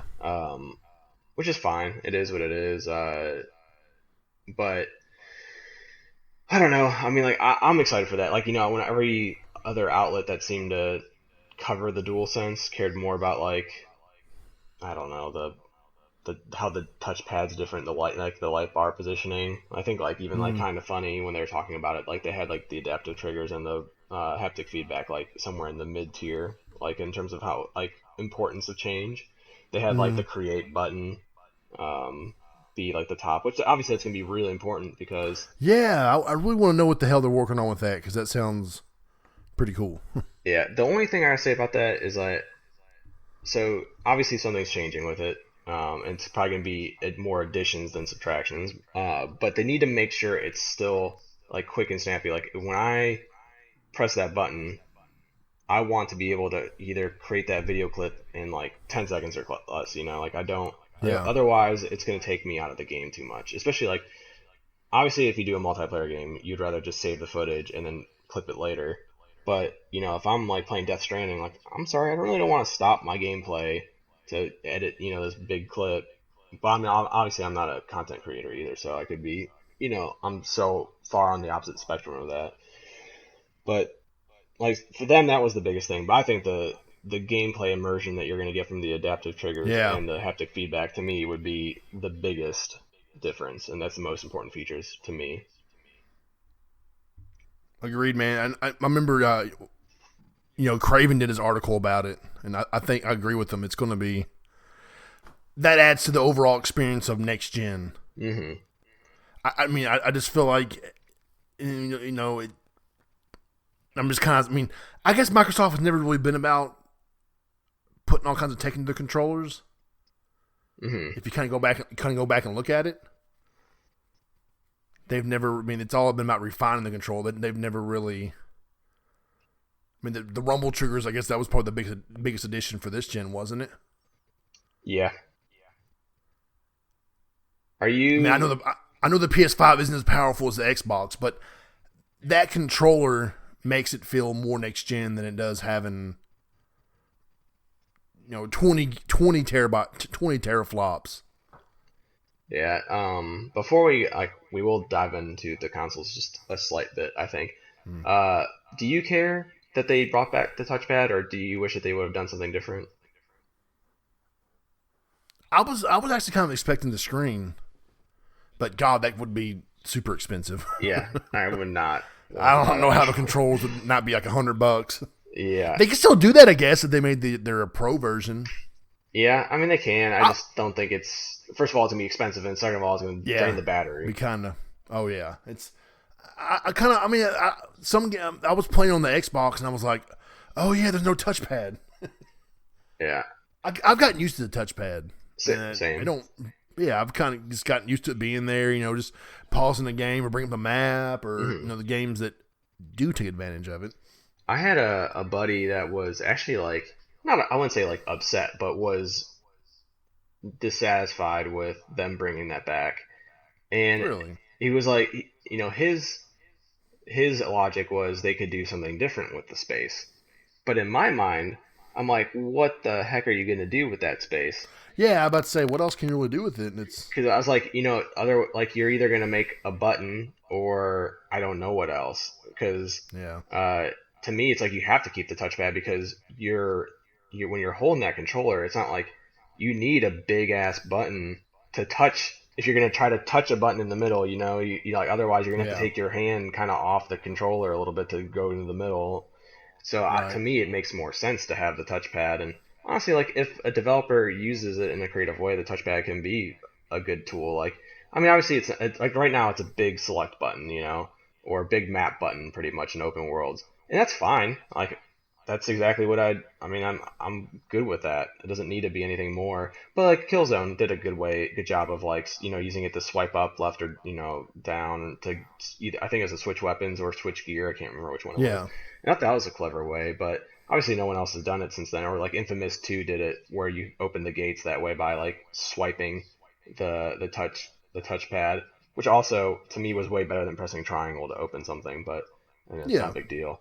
But either way, like I said, to me, it's like, what else you can do with that control? Like the middle part of a controller, it's dead space anyway. So uh, just leave it there. I was happy. I was perfectly fine with it being there. But it was funny to see Yeah. his thoughts of him hating it so much that he thought there's something better. Which I mean, sure there could be. There's someone creative that could find a better thing to do, but we don't know that person yet. No. Yeah. That's just. I'm fine with it. It's not an issue for me. It's. Yeah. So, moving on to specs. So, a lot of people, it's funny, like, so you go on the fanboy war, and it seems like that's all I ever see on Twitter is people just being like, oh, the 12 teraflops are going to be so much more noticeable than the 10 teraflops. And then, but then you also have the other side of like the SSD is so fast for Sony that it's going to, make this difference, of the 2 teraflops, make it in favor of Sony. It's like, come on, they're both going to be good consoles, and a third-party game is probably exactly the same. I mean, there have been some games that have run better on the PS4 Pro than they did on the Xbox One. Yeah, plenty of them. So I mean, it's going to happen both ways. I mean, I'm sure there'll be some third-party games that run way better on the Series X than it does on the PS5, and okay, I'm fine with that. It's yeah, and like like you said it too. Some games run better on PlayStation 4 Pro than the Xbox One X, and I mean, it's not always the case, but have been cases where it's like, wait a minute, yeah, okay. But then you think about like the first parties though. It's like, okay, Ghost of Tsushima and Last of Us, and you can even throw in, like Death Stranding. You can argue that those 3 games are better looking than any other game that's on the market. Oh yeah. I mean, Gears of War Gears 5 is like the one game that comes to mind that's really pretty. But to me, still, like the only thing I really thought that stood out for Gears 5 graphically that was way better than anything else I've seen was like when they did did you play Gears 5 by the way? I played some of it. I haven't finished it yet. Did you play with did you get to the part where it's like the lightning storm and like the lightning hits the ground? Oh yeah. So like that was like one of the coolest things I've seen in a video game. But like other than that, I'm like the graphics are great. But I mean this is definitely like one of the best looking games for next gen. But then I look at like I said those 3 games like Death Stranding and everything, and I'm like this is to me like really freaking good looking. Like the the character and models and Death Stranding are phenomenal. And then you look at The Last of Us too, and like the character models in that are they look phenomenal now. I mean, I don't have the finished product, but even just like the animations there, and then Ghost of Tsushima, just seeing that 18 minutes there is like I can't even think of anything that looks better than that. So it's coming though. There's going to be something, the next God of War, or I mean, Gears Spider-Man 2 or Gear 6, or it's crazy how it for now, like, wow, there's no way something's going to look better than this. So you just wait. Yeah, but I guess my point was that power doesn't always matter. I mean, so I do think obviously it matters in some respect in terms of if you want really great graphics, but people were shitting on Xbox One because it was quote unquote like worse than the PS4, but really the difference was so minuscule. It's like, and for the most part, the only difference was it was 900p and 700 or 720p between the 2 games. It's like, okay, if you can tell the difference, then good for you, but I can't tell the difference of that. So I feel like that's going to be the same thing here with the new systems. It's just like you're going to find a 100p resolution difference probably, something stupid, like that. I'm not naive enough to think that Mark Cerny's a dumb guy. The guy makes video games for a living. Oh, no, man. Yeah, he knows what he's doing. Yeah, people are treating him like an absolute idiot. And you can just, dude, if you just listen to his, the quote-unquote reveal that, that he showed, like the GDC conference thing, you can tell how smart he was, by talking about, obviously he's going to want to say his system's better than the competitor by saying, there's things like, after a while, he was saying after a while, there's only so much you can do with the, the CUs and, the GPU and all that stuff. It's like, So he's like, you're not going to get much better performance. That's why we went with this, like this less, powerful, quote unquote, like in terms of teraflops, but we focused on speed and the the SSD. And it's like, I feel like his approach, I mean, both approaches are really great. Like Xbox is great, like they seem to really care about everything in that system, like down to the cooling and everything. So like that system's going to be wonderful. But I also think that like what Sony's doing is going to be, I do think that's going to be a little bit more next gen in my eyes. Like I feel like with the controller and with the system, you're going to see things that you've never seen before. Like while Xbox, you're going to see things you've never seen before graphically, but like gameplay wise, you're probably not going to see all that much of a difference. We'll see, man. Isn't this the biggest graphical jump ever for consoles, right? Are you talking about like teraflop wise or like power wise? Isn't this like the biggest jump ever? I mean, we'll see. I mean, just by I don't know if Assassin's Creed can only run 1080 and 30 frames per second. Then how can it be that big of a jump? Yeah, it's gonna take some.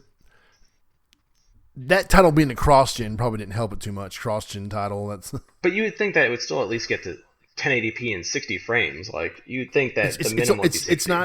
It's not 4K they've been showing. It's. I mean, I can't remember if I'm pretty sure they said maybe it is 4K. It's just not 60 frames. Then like it was 30 frames, which is that's a big deal at this point that you can't have a game. So you went from 12 teraflops to what was it? Like 1-2 teraflops. What's the original PS4? I think the PS4 was like 1.8 or something, and then the Xbox was 1.4. So you go from 1.8 to 1.4 to to 12 and 10. Yeah. You would think, and if you go by what Mark Cerny said too, is that those CUs are bigger too. So it's not like you can say it's 12 teraflops, but really it's more like, if you compare it to the last gen, it's like 16 teraflops because of the percentage difference of the CUs and all that stuff. So the OG Xbox had 1.31. Yeah, so it is a big jump, like a big enough jump where you'd think like really to push it to 60 frames really shouldn't be that big of a deal, but apparently Assassin's Creed seems to be struggling with it. And it, like, I understand, like you said, it's a cross-gen title, but like it can't be that hard to optimize it for 60 frames, especially like unless like you're making it a shit ton denser, like whether it be a ton more people or a lot more just trees and stuff like that, and like actual grass instead of just flat grass texture, right? So I guess in that way it could be that way, but like I said, it's just we'll see. We're really going to need to see like the big exclusive titles probably to see the biggest changes. Yep. So I'm not saying the third parties won't do it, but yeah. I mean, Sony has the ICE team, and what their deal is about it's making games run the best that they can on the PS4. Mm-hmm. So I'm sure they're already looking at the PS5 like, yeah. And I mean, you could try this. If we get the Unreal demo, like tech demo, which I mean, which different, people are shitting on that saying it's a tech demo, but is gameplay. This is the first time ever that a tech demo was an actual game. So I do think that you're going to see a lot of things that look similar in terms of graphic fidelity to that this gen. I like how people on Twitter were trying to tell Tim Sweeney, the founder of Epic, that wasn't real. That wasn't a real gameplay. No. Like, dude, you're talking to the owner of the company. Yep. This is the guy that, I mean, this man's a billionaire. This guy's been working on games for probably half his life. How can you tell him no? Yeah, and then people too are like, but then, like you said, you get both worlds of it, where people on like Sony fanboys are like, oh, this isn't going to be able to run on Xbox. Like, no, clearly the engine is going to work on both systems. Phil already said that games are using Unreal 5. The Xbox studios are already using it. Like, dude, calm down, man. Yep. Oh, it's... So we can move on from tech spec and stuff like that, because I'm I'm not sure about you, but I'm definitely not the most tech savvy. Like I can understand a lot of things that Mark Cerny was talking about and why things were important, like the whole loading. You know, a lot of people were saying that the SSD is just going to load games in faster, but really Mark Cerny was saying that no, you can get rid of all these different ways of loading the games in, like the elevators and caves and like tight caves or whatever and stuff like that, and like you can it changes game design. So that's exciting to me. Yes. So that's where I don't know. To me, if it makes it easier for devs, I'm all about it. Yeah, same. So I think that that's like I said, I can understand that, and I can understand why it's important. But like I said, all these people post like the cores and stuff like that, and like the RAM and all the different specs, and I'm like, okay, I really don't know. Besides what I was told from Mark Cerny, like what's important and why it's important. So if you want to move on, you want to talk about what games we hope to see. Hopefully in June. Oh yeah, I think we're gonna see Horizon 2. Booyah! So give me 5 games you think we'll see. Definitely Horizon. I think we'll see some kind of Gran Turismo something. Mm-hmm. Even if it's Sport 2 or it's the continuation of Gran Turismo Sport. I think we'll see something from Capcom. Mm-hmm. It could be Resident Evil 8. I don't know about that Silent Hill rumor. I keep hearing about that, but if there's any truth to that or not. If it is true, I think they definitely show it. That would really shock and awe people. Like, oh my God, they're bringing back Silent Hill. And Sony's bringing it back, you know. Yeah. I think there'll be some new IPs too, though. I hope so. I mean, yeah, because, I mean, it wouldn't surprise me. Sony has given away Uncharted 4 and the Uncharted collection as PS Now, and then they gave away the Uncharted collection for free during the stay-at-home initiative, or play-at-home, whatever it's called. I think they're getting people ready for another Uncharted game. I think so too. And it might not even have Nathan Drake in it. You know, he might just be in it like at the beginning, but like, guys, I can't believe you're doing this again. You know, or he could have a cameo in it. But I don't think it'll be, no way it's his adventure. I hope it's not, because I thought 4 had a perfect ending. I agree. And there's no reason to bring him back. Yeah. But I feel like there's another team's working on an Uncharted game. Mm-hmm. It could be Chloe, it could be Sam, it could be, Sully. New characters completely. But I think we will see another Uncharted game on the PS5. So you said Horizon, Resident Evil, Gran Turismo, Uncharted, and have you mentioned another game? I thought I did. Wait, hold on. That's 4 to me. So is there anything else? I can't remember if you mentioned anything else. Let's see, Horizon, Gran Turismo. I thought I said Silent Hill, remember? Oh yeah, Silent Hill, sorry. Yep, okay. Yeah. I thought you might have. And of course I said like a new IP that's going to be... They had Knack, Drive Club, and I know Herman was talking about while they have all these existing IPs that they can deliver, they still want to create new content, new series to expand their portfolio. Yeah, and I think the next episode of the broadcast we should get cause I have some thoughts on how they should do what they should do with IPs, not in terms of how they should make the game, but the way they should balance out all their studios. For instance, I think you bring in Other Ocean again to make say another Medieval, Oh, gotcha. Yeah. So and then you have Naughty Dog focus on their new project. So we'll go into that different time because obviously don't want to go too long. Back in 2018, they were hiring for a black male role, late 30s to mid 40s. And guess who one of the main characters of the new Last of Us 2 isn't? It's not a black character. Not that we know of. I mean, could be.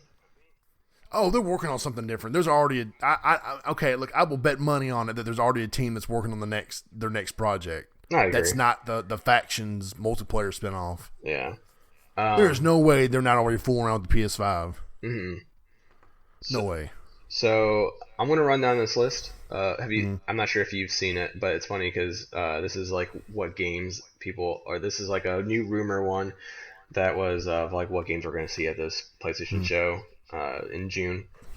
rumored, So and you've hit half of them. So congrats. Well, some of it just seems so Yeah, easy. expected. Yeah, Yeah. it's So like the first one was Horizon 2, and it says this is gonna be the opening, and it's gonna show co-op. oh damn. So do you agree with the co-op part? And do you think that Hey, it's gonna open? that's what I'd open it with. I mean, that's the biggest new IP they had this gen. But I mean, they don't own Spider-Man, so Yeah, I mean, even if you don't own Spider-Man, that's still one of the that's yeah, you could probably open your with. biggest game. Yeah, I don't think they're rated for Spider yet. I don't think so either. Yeah. So okay, we can say that we agree with that. Do you think it's gonna have co-op though?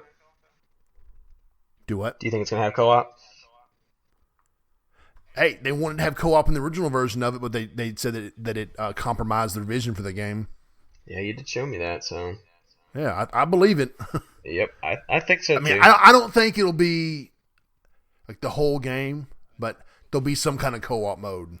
Yeah, my only thing though is it doesn't. So like Assassin's Creed Syndicate, I don't think it works when you half bake it. Like it's just Yeah. you either need to go all into me or not at all. Unless you wanted to do like a whole separate mode, I would say you can probably do that. But like, and even that, I still don't even think works all that much. My two like things about it is one, like I said, I wonder how the gameplay is going to be affected with that if it is co-op. Mm, Like how they're going to make that all work because like there's time like you slow down things, you're in focus. So how are you going to slow yeah. shit down? And then Double two, focus. yeah, double focus. And then two, I like I said, I think when you have games to play with friends, it makes you less involved in the story because you're mostly talking to your friends still. So or like engaged with your friends. So for me, I'm worried if they do that, that I'm like, and I think the story of the first one's awesome. So I would Yeah. be a little afraid that I wouldn't be. Love the story. Yeah, I might still like the second story, but I don't know if I'll be as engaged with it, and I'll miss things. So I'm a little worried about that part. Anyway, moving down, Crash Bandicoot: A Reborn Hero is what the title would be called. It says this release on the launch. This will release on the this release on the launch of PS5. That's what it says, and would be exclusive to the Sony console. It has more than 100 missions and has online multiplayer. Uh, I've really enjoyed the Crash Bandicoot trilogy. What's it? The Insane trilogy. Mm-hmm. But which games did they remake? Vicarious? No. I'm saying which Crash Bandicoot games. It was the Oh, it was four 1, they've 2, and 3. remade. They don't. Well, Yeah, yeah, they've all been the Naughty Dog games. yeah. I feel like once Naughty Dog was no longer with Crash Bandicoot, the series kind of. I agree. I mean, it did. You can go look at the reviews. Yeah, it did. But would you? So if you're Activision, Am I though, excited about a new Crash Bandicoot game? Yes, but will it be as good as the other ones? no, probably not. But you I gotta just don't. you gotta have faith though that at least that they if obviously like they like Vicarious Visions, when they worked on it, they try to make it everything as true to form as possible. Yeah, Um, they. You know. so they now I feel like that they have an understanding of what a Crash Bandicoot game should be. Only problem I see is with this rumor is that Vicarious Visions is doing Tony Hawk Pro Skater, which is awesome. I cannot Woo, yeah, freaking wait. God, I know, man. I listened to the soundtrack on the way home this afternoon. So like I never thought that was So gonna happen. good. So I'm excited. I'm just so excited to get back into there and to get the skate tapes and everything. I feel you, bro. So like I said, it's kind of hard for me to think that they're actually split off into two teams and one's working on Crash Bandicoot. But either way, like I'm with you though. You got to be skeptical of if they do make a Crash. Is it gonna feel as good as the 1, 2, and 3? Yeah. So I don't know. I mean, I think that I would bet money that there is a Crash in the making. I just don't Mm-hmm. know if one will be exclusive. I think it might be like a year exclusive if they do that because they're not going to miss out on money to release on Xbox. Yeah. And then two is like, are they going to find a way to make the levels as fun as it was for 1, 2, and 3? So We'll see. I mean, I said I'm not sure about that, but I'm sure we'll find out soon if they're one making a new Crash Bandicoot and two if it looks any good. Yeah. All right, so the next one is Mortal Kombat 11 sequels, available in the coming days on PS4, but also contains exclusive PS5 content in addition to PSVR compatibility. Yeah. How's the PSVR compatibility work? I don't I I don't know. Yeah. I don't know. I was thinking that too. Like I said, this is like the one I'm like. Obviously, I think Yeah. Mortal Kombat What? 11 will be on PS5, but it'll just be like an upgrade thing, kind of like the smart delivery kind of Yeah. stuff. So I don't really. I don't. I don't know. It seems like Sony's been in bed with NetherRealms now for a while. Mm. Um, and obviously they're not getting like a 1 year exclusive or anything like that, but they're obviously showcasing things on PlayStation first. And so I think you could see a trailer there at the conference. I just hope that it's not longer than like a minute of just being like, here's how Yeah. blood looks on the PS5. In 4K. Yeah. Uh, the next one says Crisis Remastered. It will launch on PS5 with dynamic 4K and 60 frames per second. Oh, cool. I believe it. Yeah. Yeah. Yeah. I just don't. I mean, it's just like okay. That's Yeah. And then here's one you touched on. Resident Evil 8 will have great importance in the event. Chris Redfield will be playable. See, I've heard conflicting reports. I heard it's Chris. I've heard it's Ethan from Seven. I've heard it's Leon Kennedy. But I do think Capcom will be there. They're going to be showing something off. Yeah. Even if it's not Resident Evil 8, it could be something else. Yeah. It'd be hard for me to believe it's anything but 8 at this point. Sony and Capcom have such a bond this generation.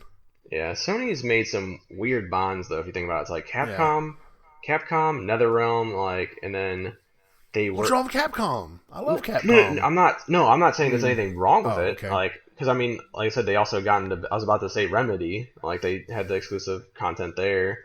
Yeah, and Activision now, too. And now Controls on PS Now before it wasn't a Game Pass, and it was. Yeah. That was definitely kind of weird. Which this is also your reminder for everyone listening to get Control. It's one of the best games out there. So anyway, for me, I wouldn't care. I don't care about Resident Evil 8 just because I don't like scary games, and we've mentioned this before. So if anything, I would want to buy it and have someone share play it into my system, and then I'll watch them play. Or I would like to invite someone to my house and they could play it in PSVR if that PSVR is also a mode. Just so open invitation for all you people that live in Tennessee. The next one says Demon Souls, which I feel like this has always been a big rumor because of Blue Point. Yeah. It says new version of the game for PS5 that will also feature new missions. It would be a launch title, and during the event we can see how to play a demo. I mean, is Blue Point working on new missions? Was that what they're trying to say? Because that'd be weird to me. That I would see it to be like I would think it would be the same kind of remaster treatment as like Shadow of the Colossus, where it's just like nothing new, just really beautiful and done well, you know. But it seems like that they have two games going on that they're making. I'm not sure, like so. Especially with all the stupid teases that they have going on now, like the one time where they're talking about like Castlevania and then Metal Gear and Demon Souls, like all in one tweet. It's just like, what are you telling us? I know, right? So I believe it, minus the missions. I don't think that's at first that's weird. I mean, maybe they'll have like a couple of new bosses to fight, like, but I'd still be shocked if they did that. Yeah. Here's the next one is one that you touched on. Gran Turismo Sport Redux. New version for PS5 that will be released in 4K and 60 frames per second. Yeah, I definitely think there's some kind of Gran Turismo something. And it'll be, they already had the cars running in 8K in that one video. Remember that? Yep. It's going to be super duper pretty cars, and they're going to be like 200 new cars from the first day, new tracks, and I almost feel like GT Sport at times was a big ass beta. Yeah, I'm gonna be honest that they were always adding new content to, which is really nice. Mm-hmm. I do think they're going to do something with sport to totally revamp it or rebrand it or. Yeah, I'd just be pissed if it's just called Gran Turismo Sport Redux though. Like, oh no, it's to me it's like so I'm not the biggest racing fan anyway, so it's not to me the Gran Turismo announcement wouldn't be much, but it's like Polyphony has pumped out one game this gen, they pumped out 2 games last gen, or so, and they have not been like so they've been good games, but like Forza obviously is like the king of racing right now. Like not to me per se, or to I'm not saying speaking for anyone, but like in general, it seems like Forza is way more popular right now than Gran Turismo. Oh yeah, definitely. Which I feel like they need to find a way to get back. Like so, I guess Gran Turismo is bigger in like esports. It seems like. Yeah. Oh man, some of their events get like millions of views. Yeah. So obviously, like it's big in that sense. Like it has a really good following. But to me, it's like I wish that they like if this is the only racing game we get from Sony, like I don't know. To me, I miss MotorStorm, which obviously I'm not saying I don't want Polyphony Digital to make a MotorStorm game, but it's just like I feel like they haven't done a whole lot with the series in a while. Yeah. So I don't know. I'm like, and I'm not a Gran Turismo person, so I could be speaking I could be the most wrong I've ever been about a video game right here. But to me, from outside looking in, it doesn't seem like they've done enough for someone like me to get back into it. I get what you're saying. Yeah. This could be an opportunity with the PS5 to take advantage of the power and the SSD and all that. And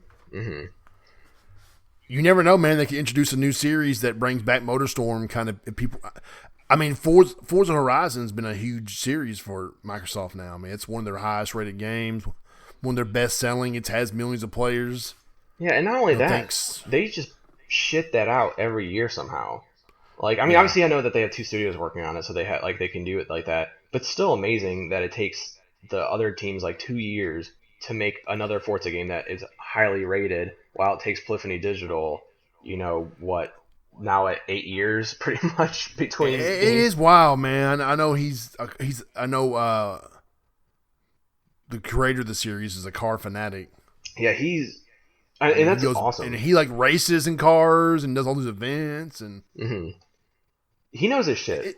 That's for sure. Oh yeah, it is kind of jarring when they can pump out these games in such high quality, and when Polyphony's over here. Well, this is what you get with GT Sport. It's not everything, but Yeah, and obviously, like it seems like the detail on the cars is a lot higher on Gran Turismo, but there's a lot of things that you're never gonna notice it. Because it's just it's too detailed. It's like such a weird thing to say, but like I'd rather you put a little less detail into it to get the game out faster, or do something else with it, and have all these other creative ideas. But like I said, I mean, I'm not the GT's purist, so I don't want to speak for those fans, and it is what it is. It just is not. It's never going to appeal to me unless I get really involved in the VR and getting a wheel. Oh yeah. Going all in. Yep. All right. So next game says new IP, Unknown Commander is what it would be called. Game based on several timelines, but in a state of alert that would have crossed games with PC. No idea what that means. Yeah. What? So I guess my question to you is there a game called Unknown Commander being made? And I hope not, because the name is terrible. No offense if you guys are making that game, but game based on several timelines, but in a state of alert that would have crossed games with. I have no idea what that means. You got me, bruh. Maybe next. It sounds like it could be Death Stranding Part 2. Oh my god! Several timelines, state of alert, and crossed games with PC. Yeah. Like what? All right. So next game, and here's another one you've touched on, but you didn't get the specifics right. Uncharted. Oh god. Yeah. Lost Legacy 2. Ooh. Okay, I'm down with that. Developed by Sony San Diego. That's interesting because Sony San Diego had a job listing looking for someone that has experience with third-person shooters. Yeah, I think that's true. I think that part is absolute. Like it seems every rumor has pointed towards that. And Sony San Diego has a new studio. Mm-hmm. Well, I know they're going to be making MLB The Show multi-platform. Yeah. So I'm sure they probably needed more teams, or I don't know how they're doing it. Yeah, I mean, if I were Sony, I'd just be like, look, hey, we're gonna make the game. You guys can port it to your systems if you want it. That could be the case. They could, but like, hey, Sony's making it. The PS5 is the target console, and then they could be doing that. You never know. That's a good point, though. I mean, I'm sure Sony's just developing it all and then just gonna hand it out. I do think it'd be really funny if MLB The Show was more powerful or looked better on Xbox Series X. Yeah, that'd be so bad. Thanks to the additional power of the Xbox One X, Xbox Series X, we added more hair to Babe Ruth, and Or how funny would it be if like the opposite direction? It's like the games that come out on Switch, or I guess not Switch, but just say Xbox Series X, look like PS2 graphics. Yeah. Well, we decided to make sacrifices to the other console versions of MLB The Show. Wait, what? it's like a triangle count of like 5. We're going old school with these. So anyway, going back to Uncharted, it does say that it would be fully co-op and it would be between Chloe and Victor. Huh. Okay, I'm down with that. I like Chloe. Yeah, I'm down with Chloe and Sully. Yeah. God damn it, Chloe. Why's your ass so nice? Yeah. It's made that way. So the next one, so there's 2 more. Does have a nice ass. It says new IP, train travel on, I don't know how to say this word. It's Bothemo or Bothemo. It's Bothemo. So Bothemo Street. Okay. That's what it's called. Yeah. Train travel on Bothemo Street. What? That's what the name is called. What the hell is Sony doing? So obviously this is why these are rumors and not something we post. Where did this come from? I don't know. I just saw it and I was James, be honest with me. Be honest. Someone posted it on their Twitter thing, and obviously like they were kind of making fun of like the Dark Souls or the Demon Souls new missions stuff. And then I started reading it, and I'm like, train travel on Bothemo Street. I was like, what the fuck is that? And the description doesn't help either. It says, this is exactly what the person says. Yeah. I would like to have well-known Hollywood actors, and that would be based on a soap opera. That's all it says. What kind of backwoods Alabama shit is that?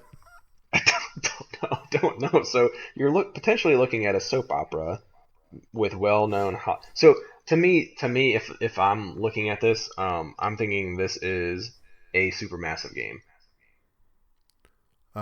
So I'm thinking it's a game where it's about decision making and finding out clues and stuff like that, rather than it being like a shooter or anything like that. Because like the way it seems like, so if this was true, which I don't think it is, but if it was, it says I would like to have well-known Hollywood actors. Well, why the hell would you need Hollywood actors unless you were trying to get like a movie-ish type game, like Supermassive did when they had Rami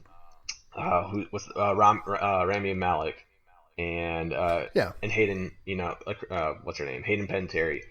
Those are the games that need bigger actors, in my opinion. So that's why I think it would be a game like that if this is true. Right.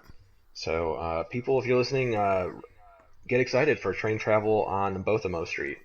Yeah, that just don't. What I'm so confused. There's nothing more to say about that. So I was wrong. There's 2 more games. Ratchet and Clank Mars and Beyond. It would be a PS5 game. But at the moment there are more details. So apparently, like I said, so there's nothing else that it says there. So Ratchet and Clank, do you think that would be a launch game? I could definitely see that be, yeah. I think so too. Especially Insomniac finds a way to pump out games super fast and make them fun. They had 3 studios. Yeah, I understand that, but like Spider-Man came out in what? Like they announced it. I mean, obviously they were working on it longer, but like Spider-Man came out pretty fast, and then like when back in the PS3 days, they had Resistance 1, 2, and 3 come out, and they still created Ratchet and Clank too. So, and that was before they had 3 studios, because they didn't announce like the North Carolina one until like the end of the generation, I believe. Yeah. They had the VR team. Yeah, and that's the thing too, is like you got to imagine that they're working on a VR game with one of those studios probably, and then the other one's got to be working on Spider-Man. And then, so now I guess you're left with Ratchet and Clank. Although I personally would like them to try, like they're so creative. Like Insomniac's one of those, like that crazy bunch that just has awesome ideas for different weapons and different different aesthetics. Like Sunset Overdrive was way different than looking and acting than it was with Ratchet and Clank and Spider-Man. Oh yeah, so it's just vastly different. So like let them just. I mean, obviously, I think Sony's letting them do what they want to do. Right. But I hope that they do create new IPs, and don't just only rehash Ratchet and Spider-Man. What Resistance? What if they said, hey, let's do Resistance? What would you say? I'd be super excited, but I still would want them to create a new IP. Like I love Resistance. I think that was better than Killzone, and I loved Killzone. But I thought the creativity in Resistance was awesome. All the guns and everything. Yeah, I love the way Killzone looked, and I like the way it even felt, and I love the like the story and everything that was going on in there. Like I thought Visari was like the coolest villain in a video game for such a long time. But like Resistance, like everything that like all the weapons was so like out of the Ratchet and Clank handbook, and it was so cool, like the auger shooting through walls and stuff like that, and the spike grenade. The game was just so cool, and the third one was so it's just amazing that Sony didn't market that game more, because that game deserved a lot of high praise. It was so much darker too. It was like a and I like the darker types of games. Oh no, yeah. I'm just saying, like you play the other 2 games, like wow, this is much more of a. Yeah, well, Resistance 1 was I think darker only because like the systems were color washed at that point when they first came out. They only had gray and brown as colors for PS3 and Xbox when those systems came out. But like Resistance 2 was like a weird. It was colorful, but then it was like. The gameplay felt a little weird because like it had like the 16-player co-op. That was like, it was just bizarre. I thought Resistance 2 was not that good. I thought it was good, but like I said, compared to the first and third, I thought it was the weakest one. But some people really love 2. I thought 2 was pretty sweet. To me, like they really showcased like how big the monsters could get in that. Like the Chimera. Yeah. But to me, I thought those were like the weakest battles. But I don't know. Either way, so then the last one is something you touched on too, was Silent Hill, made by Japan Studio. That's just so random. When that rumor broke, I was sitting there going, "Really? That Sony wants to rejuvenize?" But then I remember one of the creators, it's worked on Gravity Rush and Siren, so he's probably like, "Come on, yeah, I mean, let me work on my baby." I would rather see like a Kojima person work on a Silent Hill because of what he did with PT. And like I said, this is coming from not a horror fan. Like I am not playing that game regardless. Someone could come to my house and play it if they want, or share play into it. You can choose. I will watch you, bro. Yeah, I love watching people play games, and I will buy the game for you if you just share play into it. But yeah, I mean, for me, I'd be excited for those people that are happy about it, but to me, I don't care. Like, I'd rather Kojima work on Death Stranding too, but I do think that his sense of horror would be really freaking cool. I would love to see what he would do with a Silent Hill. Oh yeah, dude, I think that if he could have been able to make Silent Hills, it would have been one of those games of the generation. Yeah, I agree. I mean, PT was just a demo of what he wanted the game to potentially be, right? I mean, it wasn't actually the game he was making. Yeah. Just think what he could have made if he was given the time and the money and the resources. Yep, he's super talented. Yeah. Obviously, like I said, just to make Death Stranding the way he did in the short amount of time, and then obviously the Yeah. Metal Gear Solid series has always been highly touted. So the guy's a genius when it comes to creativity and the way he makes games. So I would like it would have been awesome. I'm sure it would have been really great if he was able to finish that game, but maybe we'll get to see it one day. I don't know. Yeah. Um, Maybe. so you don't think any? So that's the end of the list. You don't think God Hmm. of War would be teased at all?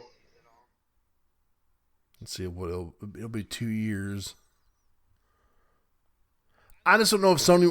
I mean, I don't mind teasers, but damn, I mean, Sony. Sony kind of got in trouble this gym by showing this stuff so early and then waiting 3 or 4 years to play it. Yeah, but so I think it doesn't make sense when they did it like mid. They did it what like mid gen, a little bit further than mid gen. Like Yeah. they played their hand, and that's. I mean, I guess it makes sense in a way, but like to me, it's like you would want to do that in the very beginning because you want people to be hyped and you want them to buy the system day one. Yeah. So to me, it's like you gotta show everything you can while you can. Might like hold back, like you would hold back maybe. I don't know. I guess like if Spider-Man 2 was like early too, you'd maybe hold back that. Yeah. Or like I said, you'd have to hold back one of those two, like Spider-Man or God of War, I'd say. Oh, there'll be. I think there'll be new stuff, old stuff, some surprise exclusives. There's no way. I mean, they know that they have that people are getting anxious to see new. People are getting anxious to see the PS5, and I think they know they're gonna. I mean, they need to blow it out of the water.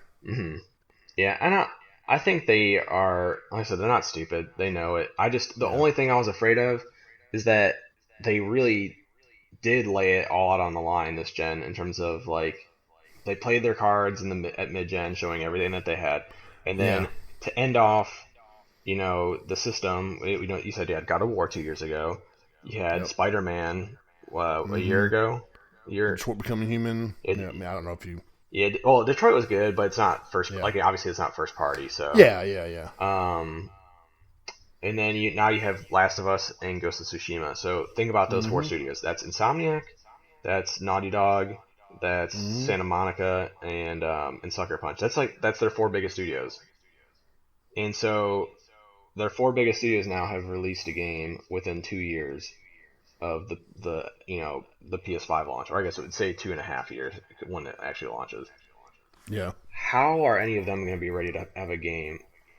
I mean, you're going to have Gorilla with Horizon, so that's one. Yeah. And then the other But ones, rumor is Gorilla has two teams now. but they're not going to release two games. They're not going to release Killzone and Horizon on the same day at launch. Oh hell no! Yeah. Yeah. Right. Right. So they might have Killzone in the making or whatever, like another new IP, but that's probably still another year or two away. Yeah. Which is fine. You could show that on the PS5 showcase and be like, "Oh, this is coming, 2021." But like I said, you're still looking at your four other major studios. So you have one of your big studios making a game that could be a launch title. The rest Yeah. of them, I don't know if any of them are gonna have. Like maybe Insomniac might, like I said, with the Ratchet and Clank, and that would make sense. Yeah. But Santa Monica's doubtful with God of War. The only reason Oh why, hell no! Unless the new factions game. yeah, I was thinking the new factions could be Yeah. shown, but I'm still skeptical on that. Hmm. Only because since The Last of Us came out, will Yeah. have come out what 6 months, like I said, 5 months before the PS5 comes out. Are you really gonna show like, hey, if we just would have delayed this game 5 months, you could have had the factions mode for free? Right. So, Did you see the gameplay of it? Some of it leaked. the factions mode? Yeah. I did not see that. People were like, "Oh my god!" Huh. I'll have to look at that.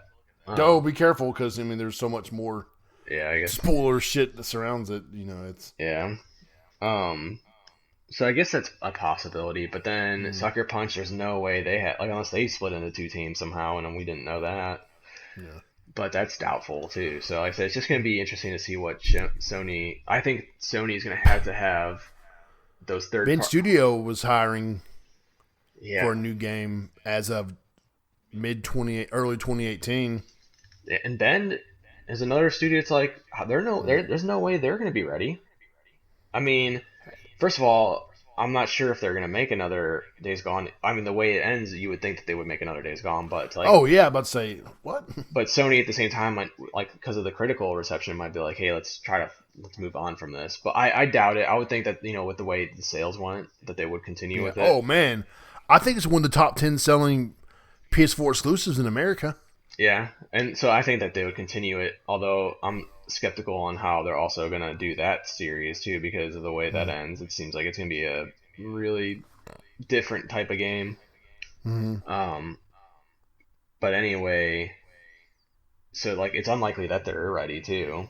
So to me, they're gonna like say. So let's just say in a hopeful world, you have Gorilla with Horizon, you have Insomniac with Ratchet, and you have Naughty Dog with Factions. That's your three major first parties, and in Gran Turismo. So those, let's just say that's your four studios ready to be unleashed for launch or launch window. Is that enough? I think so. I mean, we know they have Godfall, whatever.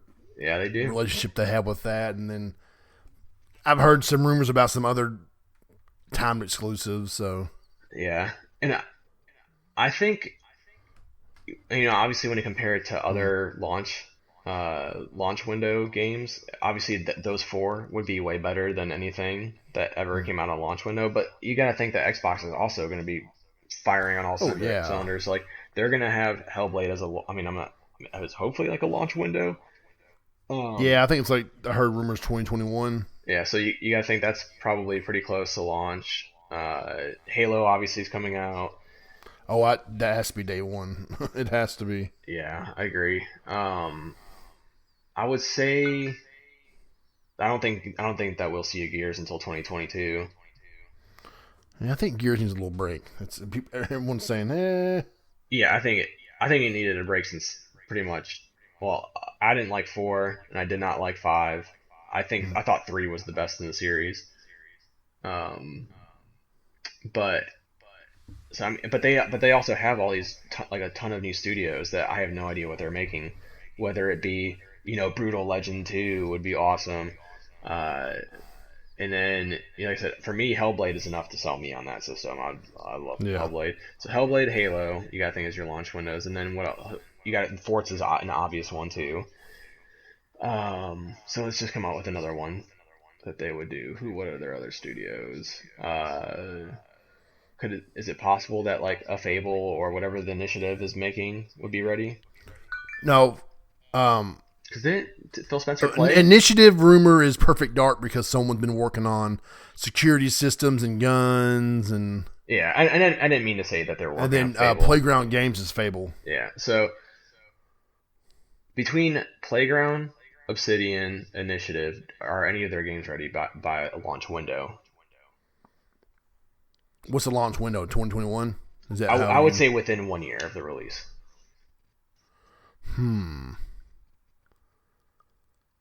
That's a good question. I don't know, man. I know they've been hiring for the game for a while now, but you just don't want to push it out the door because Fable needs. I think Fable could. I mean, Fable at one point was one of the Xbox's biggest games. Yeah. I think they need to take the time with it and get it ready, so that when it comes back, it's like they can add that. So it's not just Gears, Halo, Forza, Gears, Halo, Forza. Yeah, I mean, I agree, and like that's why they bought all these studios though, is so that they could have not just those 3 games anymore. Yeah. But you got to imagine like someone like Rare might have either a new Sea of Thieves or something. Yeah, they have Everwild. That's right. So you got to imagine like that's a launch window game then.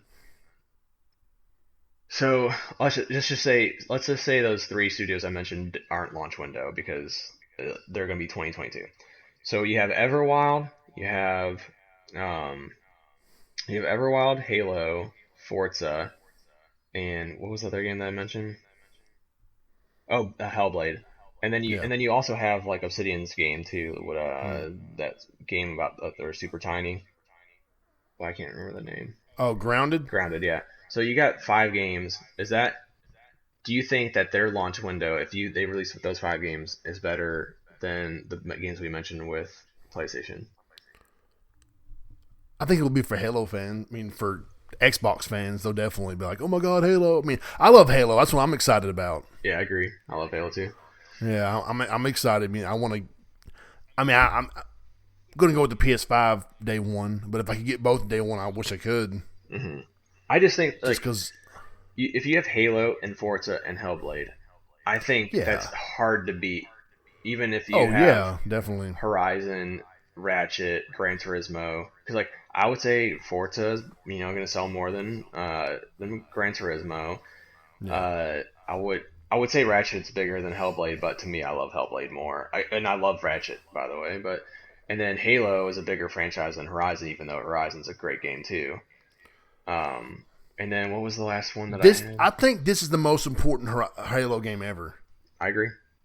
Because I mean, I liked four, and I didn't. I played some of five. I was like, I need to finish it. I need to go back and finish it. hmm Um, Yet I think there's a lot of pressure for 343 to get this right. Because if it doesn't, I mean, if you can't please the Halo fans of this game, then you're pretty much you've lost them. I, I know a lot of the people like Halo's 5's multiplayer, hmm but so many people think Halo 5 is like the worst game of the series. hmm I am a little scared for Halo though, just Mm. because of uh when they showed the trailer and like they showed that zoomed out warthog like driving. I'm like that looks like Xbox One original, like not Xbox Mm. One, Xbox original graphics. Like that was so freaking bad looking, which obviously it's not going to be that bad looking, but to me it kind of showed that they're not far ahead if they, if they're showcasing that, like if you go back and look at that original Halo Infinite trailer, and when it zooms out and that warthog, and you tell me that looks good, then you're lying to me. Then you're absolutely fanboying me to me, like, and that's why I'm a little scared too, because like on top of that, they had like the creative director who are like the two of the higher. Didn't they have two of the higher employees leave? Yeah, So that'd be the like creative director, yeah, and somebody else. So like to take like if a Corey Barlog or a Neil Druckmann left, Yeah, Naughty Dog or Santa Monica, um, midway through the game being released, like I'd be afraid for those games. And so I'm like I think I agree with you. It's just it is a very big important Halo game, and I don't oh, it know. definitely is. I just don't know if they're gonna execute since all this since those two guys left, and I don't know. I just and seeing that trailer. Obviously, the newest trailer looked good. I still don't think it looked amazing. Like I think that looked like it could play on Xbox One, but Well, see, I thought the first trailer did, but the second trailer didn't look as good. oh, you thought the first trailer looked good, and then the second trailer looked Yeah, I bad? thought it looked really interesting, but then the second one, the guy he was talking to, Mm-hmm. I don't know, he just looked, Weird. yeah, it looks fake. I mean, it's a Yeah. video game, so he's fake. But you go from looking at like the character models in Uncharted, I mean, not Uncharted, but okay, Uncharted and like The Last of Us, Mm-hmm. which isn't a fair comparison because I mean, Naughty Dog goes above and beyond. It just, I don't know, it didn't look right. Chief looked Yeah. awesome, Chief looks amazing. but then that guy just looked like, hey Chief, you know. I was just like, wait a minute, it's just why does he look so jarring compared to Chief? But I agree. you're not giving that guy, you know, his brother in arms as much attention as you are Master Freaking Chief. Mm-hmm. Yeah. I'm with you. Like I understand what you're saying, but I go back sometime and look at that first trailer and just watch that stupid warthog drive. It's not it's maybe 2 seconds, but you're like I thought to myself, I'm like, why in the world would you show this off? I was like, this to me doesn't even look like I said, this didn't look impressive at all for even an Xbox One game. And so, like I said, if that's what they had to show and they were proud to show that, that's Mm. concerning to me. But when they showed Master Chief, I'm like, that looks awesome. I haven't played Final Fantasy VII, but it kind of reminded me of like what I've heard from Final Fantasy VII, where it's like the character model looks amazing, but then the door in the inn is like PS1 graphics. Somebody was. I was reading someone on Reset Era though. That's a bug or something, or it's a. They knew about that. They need to fix it. It's a. Somebody was explaining what's wrong with it. Interesting. But either way, so like going back to the launch titles, I think if I said those games came out for both PlayStation and Xbox, I would say Xbox has the advantage for launch games. Yeah. So to me, knowing if you're Sony, knowing that your biggest studios are kind of years away from being able to launch something on your new system, this is where you do get the third parties to to release something new. Which, I mean, I guess Sony would have like Demon Souls or whatever Blue Point's working on too, so that'd be a big game. But Yeah. like that's where, like I said, Godfall would be one of them, and then like I guess like a Crash Bandicoot 2 would also be kind of like a big name exclusive. And I'm sure like Xbox obviously has their the one guy from that made Silent Hill, like that, what was it? I forgot what the game was called that they showcased 2 weeks ago. So like they'll have their third party Oh, exclusives too. But like medium. medium, that's right. Um, so I'm interested to see what third party games are going to be exclusive to each system at launch. And if I'm Sony, I think that I need them because, like I said, you only have maybe Guerrilla's game from your biggest studios to come out. Hey, you don't know though, man. I mean, I get what you're saying, but I think we'll be surprised. They can have some second party titles or the new studios they could have acquired and haven't, or even hell, they could have made new studios. Yeah, I just feel like the internet's pretty good at being a journalist now, to the point of like actually, like I mean, for example, when the LeBron was coming back to the Cavs, people were tracking Dan Gilbert's plane. Like, Yeah, what it's the hell? crazy. So, Yeah. and then with the video games, people track people's link. Obviously, some of them are fake, like the, but Yeah. like there's some Oops. truth going into with job listings of other Yeah. studios, like with like the San Diego studios. Right. So like I feel like we would have known some things, and then Because Pixel Opus, they came out of nowhere. I mean, I know they're a super small studio. mhm. um yeah, and Pixel Opus, I hope that they continue to evolve, because obviously from Entwine to Concrete Genie, that was a big step Oh up. yeah, that's a big yeah. But they're I gonna look forward to their next project. What they're going to do with the PS5. yeah, I think they're just gonna need to take one more big step before they can not. They're never like I don't think they're gonna be like Naughty Dogs or like Guerrilla Games like type of studio for at least like another Yeah, 10 years. they But don't have to be. They don't. I mean, that's not. It's yeah, I just need them to make games like Concrete Genie, but like a little bit like a little bit bigger in scope and stuff like that. And I'll be happy from them. give And them some time. Give them some I time. agree. I'm Yeah. willing to give them the time. I love Concrete Genie, so I think it could happen. But like I said, you still, I don't know. I feel like we would have heard of another acquisition by now, if Mm-hmm. which is obviously maybe they're saving it for the showcase. It just Yeah, that's what I was gonna say. Maybe when they open up and say, "Hey, by the way, we bought Hootie Pootie." Oh my god. yeah. Which that could be another episode of who we think that they might get. Yeah. But I don't know. Like I said, we'll see. What, like, hopefully in June, we'll see. But I hope. I mean, I'm a very patient man, but I'm ready. I'm ready to see it. I'm ready. yeah. Well, I'm ready. are you ready to move on and maybe finish this off? I could do my one last segment and be done with it. Yeah, go ahead. I didn't expect to go on this long tonight, but hey, it's been like 2 months since we've done a show, so Yeah, that's what I was thinking. I was like, we're trying to get all the news out in one thing. yeah. It's hard to talk. Like you can make a whole thing about the DualSense and a whole thing about this, Yep. like specs, if we were actually tech savvy, or there's so much to talk about. Either way, so my life lesson. You ready for the third one? I'm ready. Go ahead. All right. So I'm assuming you've played Mario Kart. Oh man, we were just talking about Mario Kart at work the other day. I had to move off the road real quick because somebody was in the wrong lane or something happened, and my friend goes, "Where did you learn how to drive?" And I said, "Mario Kart." He busted out laughing. I said, "By the way, the banana peel." And he goes, "Man, I used to play all the time. My brother always beat me." We had a little conversation about the Mario Kart. So I like it. yes, I know Mario Kart. Very much so. So I have multiple life lessons from Mario Kart, but I will only share one today.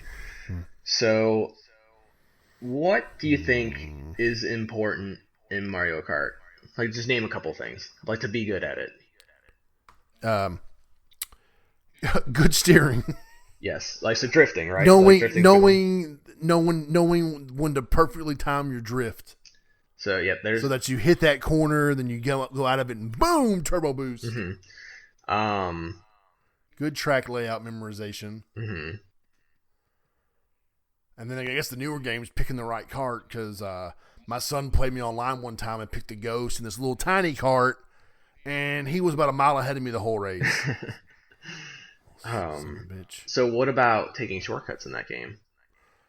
Yeah, the shortcuts do help. That's very true. So think about like, I can't remember any of the freaking names of the tracks, but there's like the one that's like on the beach, and you can go through the cave if you have a mushroom. Yeah. So obviously you cannot always do that shortcut. There's a lot of shortcuts in that game that you have to have like a star or a golden mushroom or just 3 mushrooms, whatever.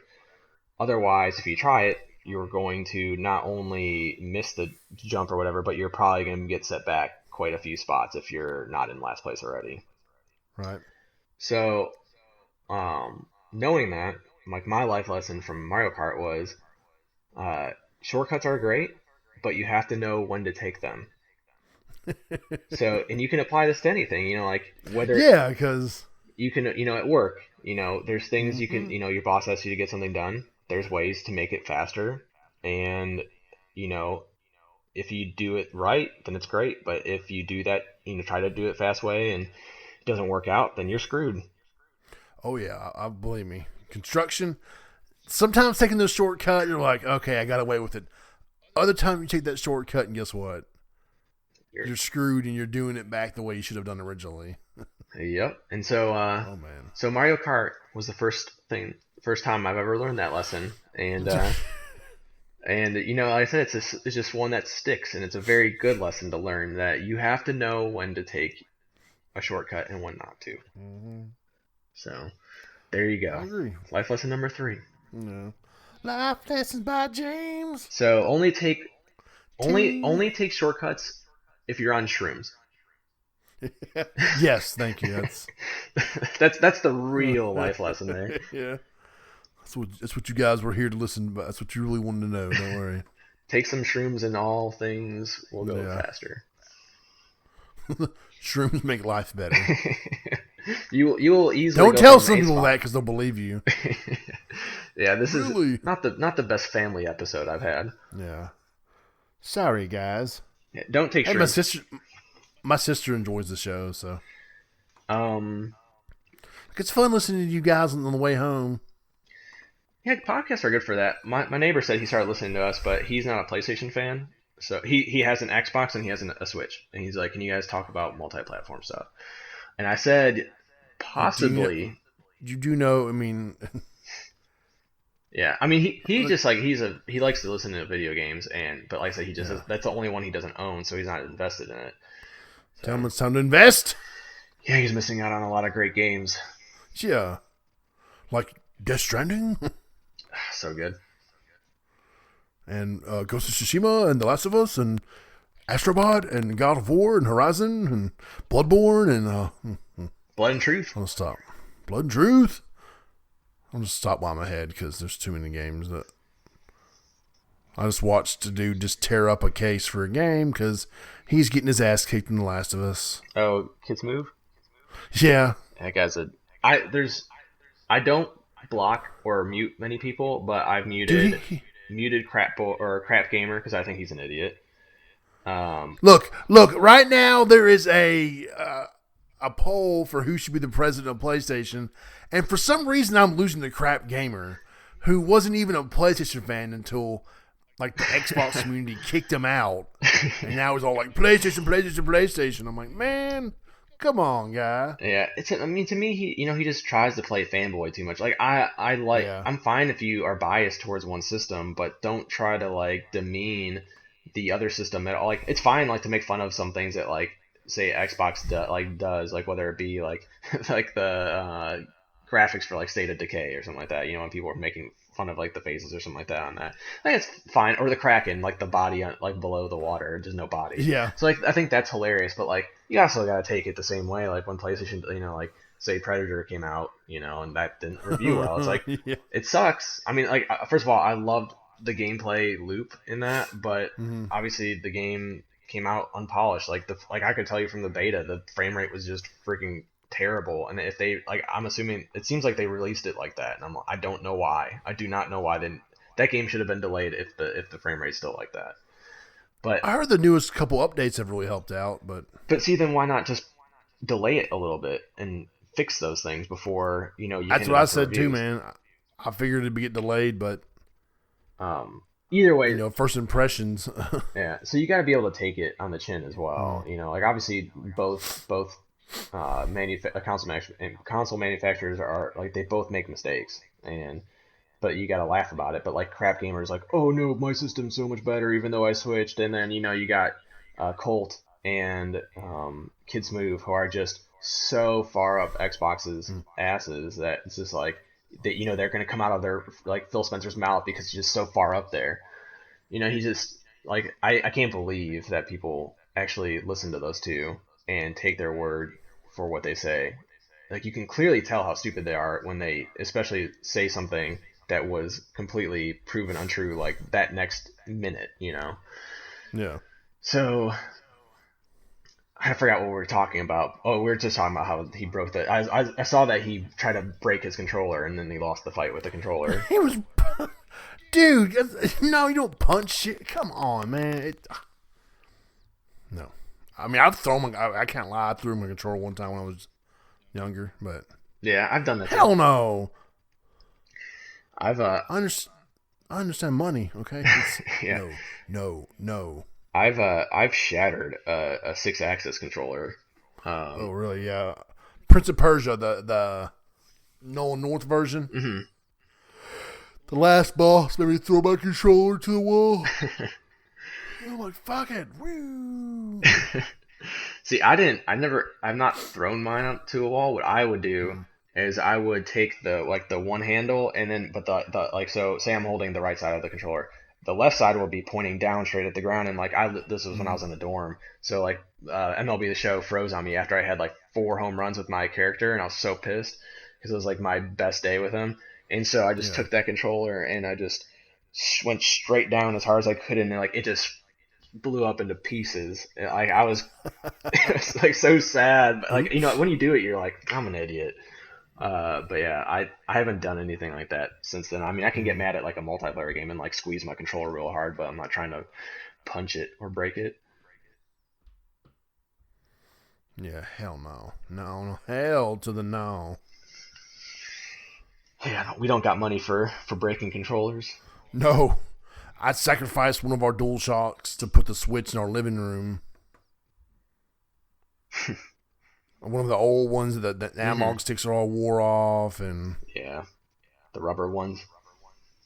Yeah, and so I'm like, well, and then I gave it to him so Wyatt can pretend he's playing the game with Daddy, and I went to the bathroom to do something. I came back in. Heather goes, well, I hope you didn't want to keep that controller. I said, why? He just threw it across the living room.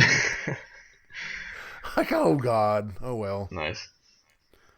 So we sacrificed a DualShock so I could play Switch in the living room. Oh, sorry.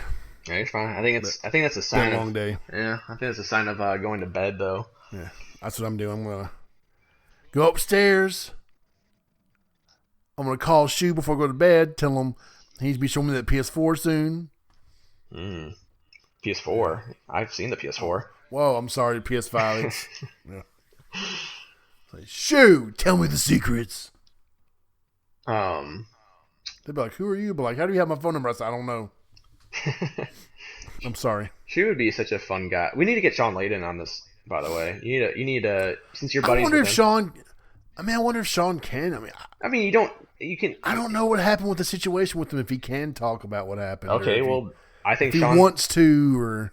Sean's a cool enough guy where you don't need to talk about that situation, though. It's like, you can just be like, what's your favorite PlayStation game? Or whatever, like you can just have a normal conversation with him on here. See how he's doing. But he worked there for like 30 years. I mean, he might be like emotional about like, my favorite game was Vib Ribbon and oh god. Okay. It's just... Well, you can talk to him and see what maybe he'd be okay with talking about. Maybe it doesn't even have to be video games. It'd be like, what does Sean Layden do now? Like, what's his favorite hobby? That's what I thought about direct messaging him and one. But like, Sean, what are you doing these days, man? I mean... So have him on the show and just be like... You don't hear... how like Reggie and Jack Trenton and other people left their... Andrew House left companies and went somewhere else and doing something. I've heard nothing about Sean Layden since he suddenly retired. Yeah, we've heard nothing, and he still obviously tweets every PlayStation thing, so... maybe he's just relaxing. I mean, 25, 30 years of busting ass. So, yeah, I mean, I think it'd be... Living La Vida Loca. Yeah, it'd be cool just to have him on here. And I said, it doesn't even have to be about video games. It'd be like, dude, what's your favorite pizza toppings? He's a nice guy. I mean, I met him at PSX 2016. I'm sure he doesn't remember. But I got a picture with him. It's kind of cool. Did you frame it? It sucks because I think the flash on my phone... Mm-hmm. You know how the phones had the forward flash? It's just the image. Yep. I think that surprised him because in the picture he's kind of like, whoa. But at the same time, I've seen another picture of him not in that situation, and he kind of made that face too. Mm-hmm. So I don't know if that's a Sean Layden face of like, yeah, what's up, bro? Or if it did, but I want to get a new picture with him. I don't know how, but...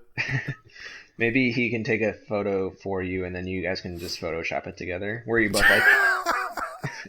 Did you see his picture back during COVID when he had the Days Gone bandana on his face and the sunglasses? Mm-hmm. I thought he looked pretty cool.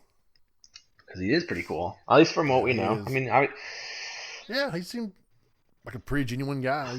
Yeah, I agree. I get that same vibe from him, and like I said, it'd just be cool to have him on here, regardless of what we're talking about. And it's so random when he tweets back to me, or I'm like, what? Because one day I got a notification, I was reading it, and I'm like, oh, well, that's an interesting perspective. I'm like, who said that to me? I'm like, oh, it's Sean. Oh my god.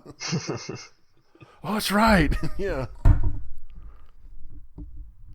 So I'm always like, oh man, one day I want to say something. He's gonna be like, I'm unfollowing you, bro. I'm like, no, Sean.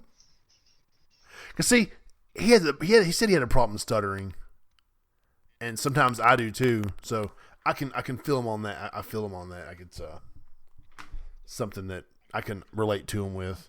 Mm-hmm. And I remember that first time he was at the E3. I'm sure he was nervous as fuck.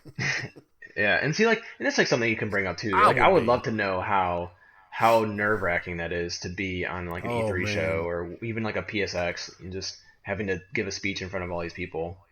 Because they've made a meme out of his hand movements. Remember how he was real, like vocal with his hand movements and everything. Mm-hmm. People were all not making fun of him, but like that was like the little gifs you would see. People would be like, "Oh hey, old hand boy," and that's okay. Yep. Don't hate on the guy. Yeah. You get on that stage in front of millions of people and see how you react. Mm-hmm. I'd be like, "Oh, hey, PlayStation Nation." Hey, bro. Yeah. I'm logging off. Oh no, you can't just leave me like that. I got to. I have to. It's 2 hours and 40 minutes in here. I guess it's gonna be like the 2 hour episode or something. Well, break it into two parts, or if we just do this every week, we can just keep it at like an hour. Yeah. So this is up to you because I'm ready every week. We could break it into 2 parts, though. I mean, we could be, We can't do that to our viewers. The 2 viewers, your sister. You can't do this to your sister. Yeah. I don't want to screw her. Honestly, I don't care what we do. I just feel like it, since we recorded it all, just might as well release it all. Okay. Well, thank you, everyone who listens to this, because it's not live anymore, and I got to remember that shit. But thank you for everyone that supports us, and I'm glad that we're back. I'm glad that James pushed me. Same. And we will do the best to do it on the weekly, or at least two months, 2 times a month minimum. And then if we can get to 4, then hooray. But with the next gen kick, it's only going to go uphill from here. The consoles come out in 6 months? If we say November. Yeah. So things are only going to get more heated from this point on. So there should be plenty to talk about. And if there's not, we can just talk about something else. We could make up a topic. Yeah, I mean, we'll always have things. James has plenty of ideas. So sure do. So thank you, everyone. I hope you subscribe, listen, tell your mom, visit the website, follow me and James on Twitter. I'll have links in the description below for the episode. So thank you. We truly appreciate your support. So James, you know what time it is. Yep, it's game on, bro. Yeah, there you go. Come on, bro. Come on, bro. Come on, bro.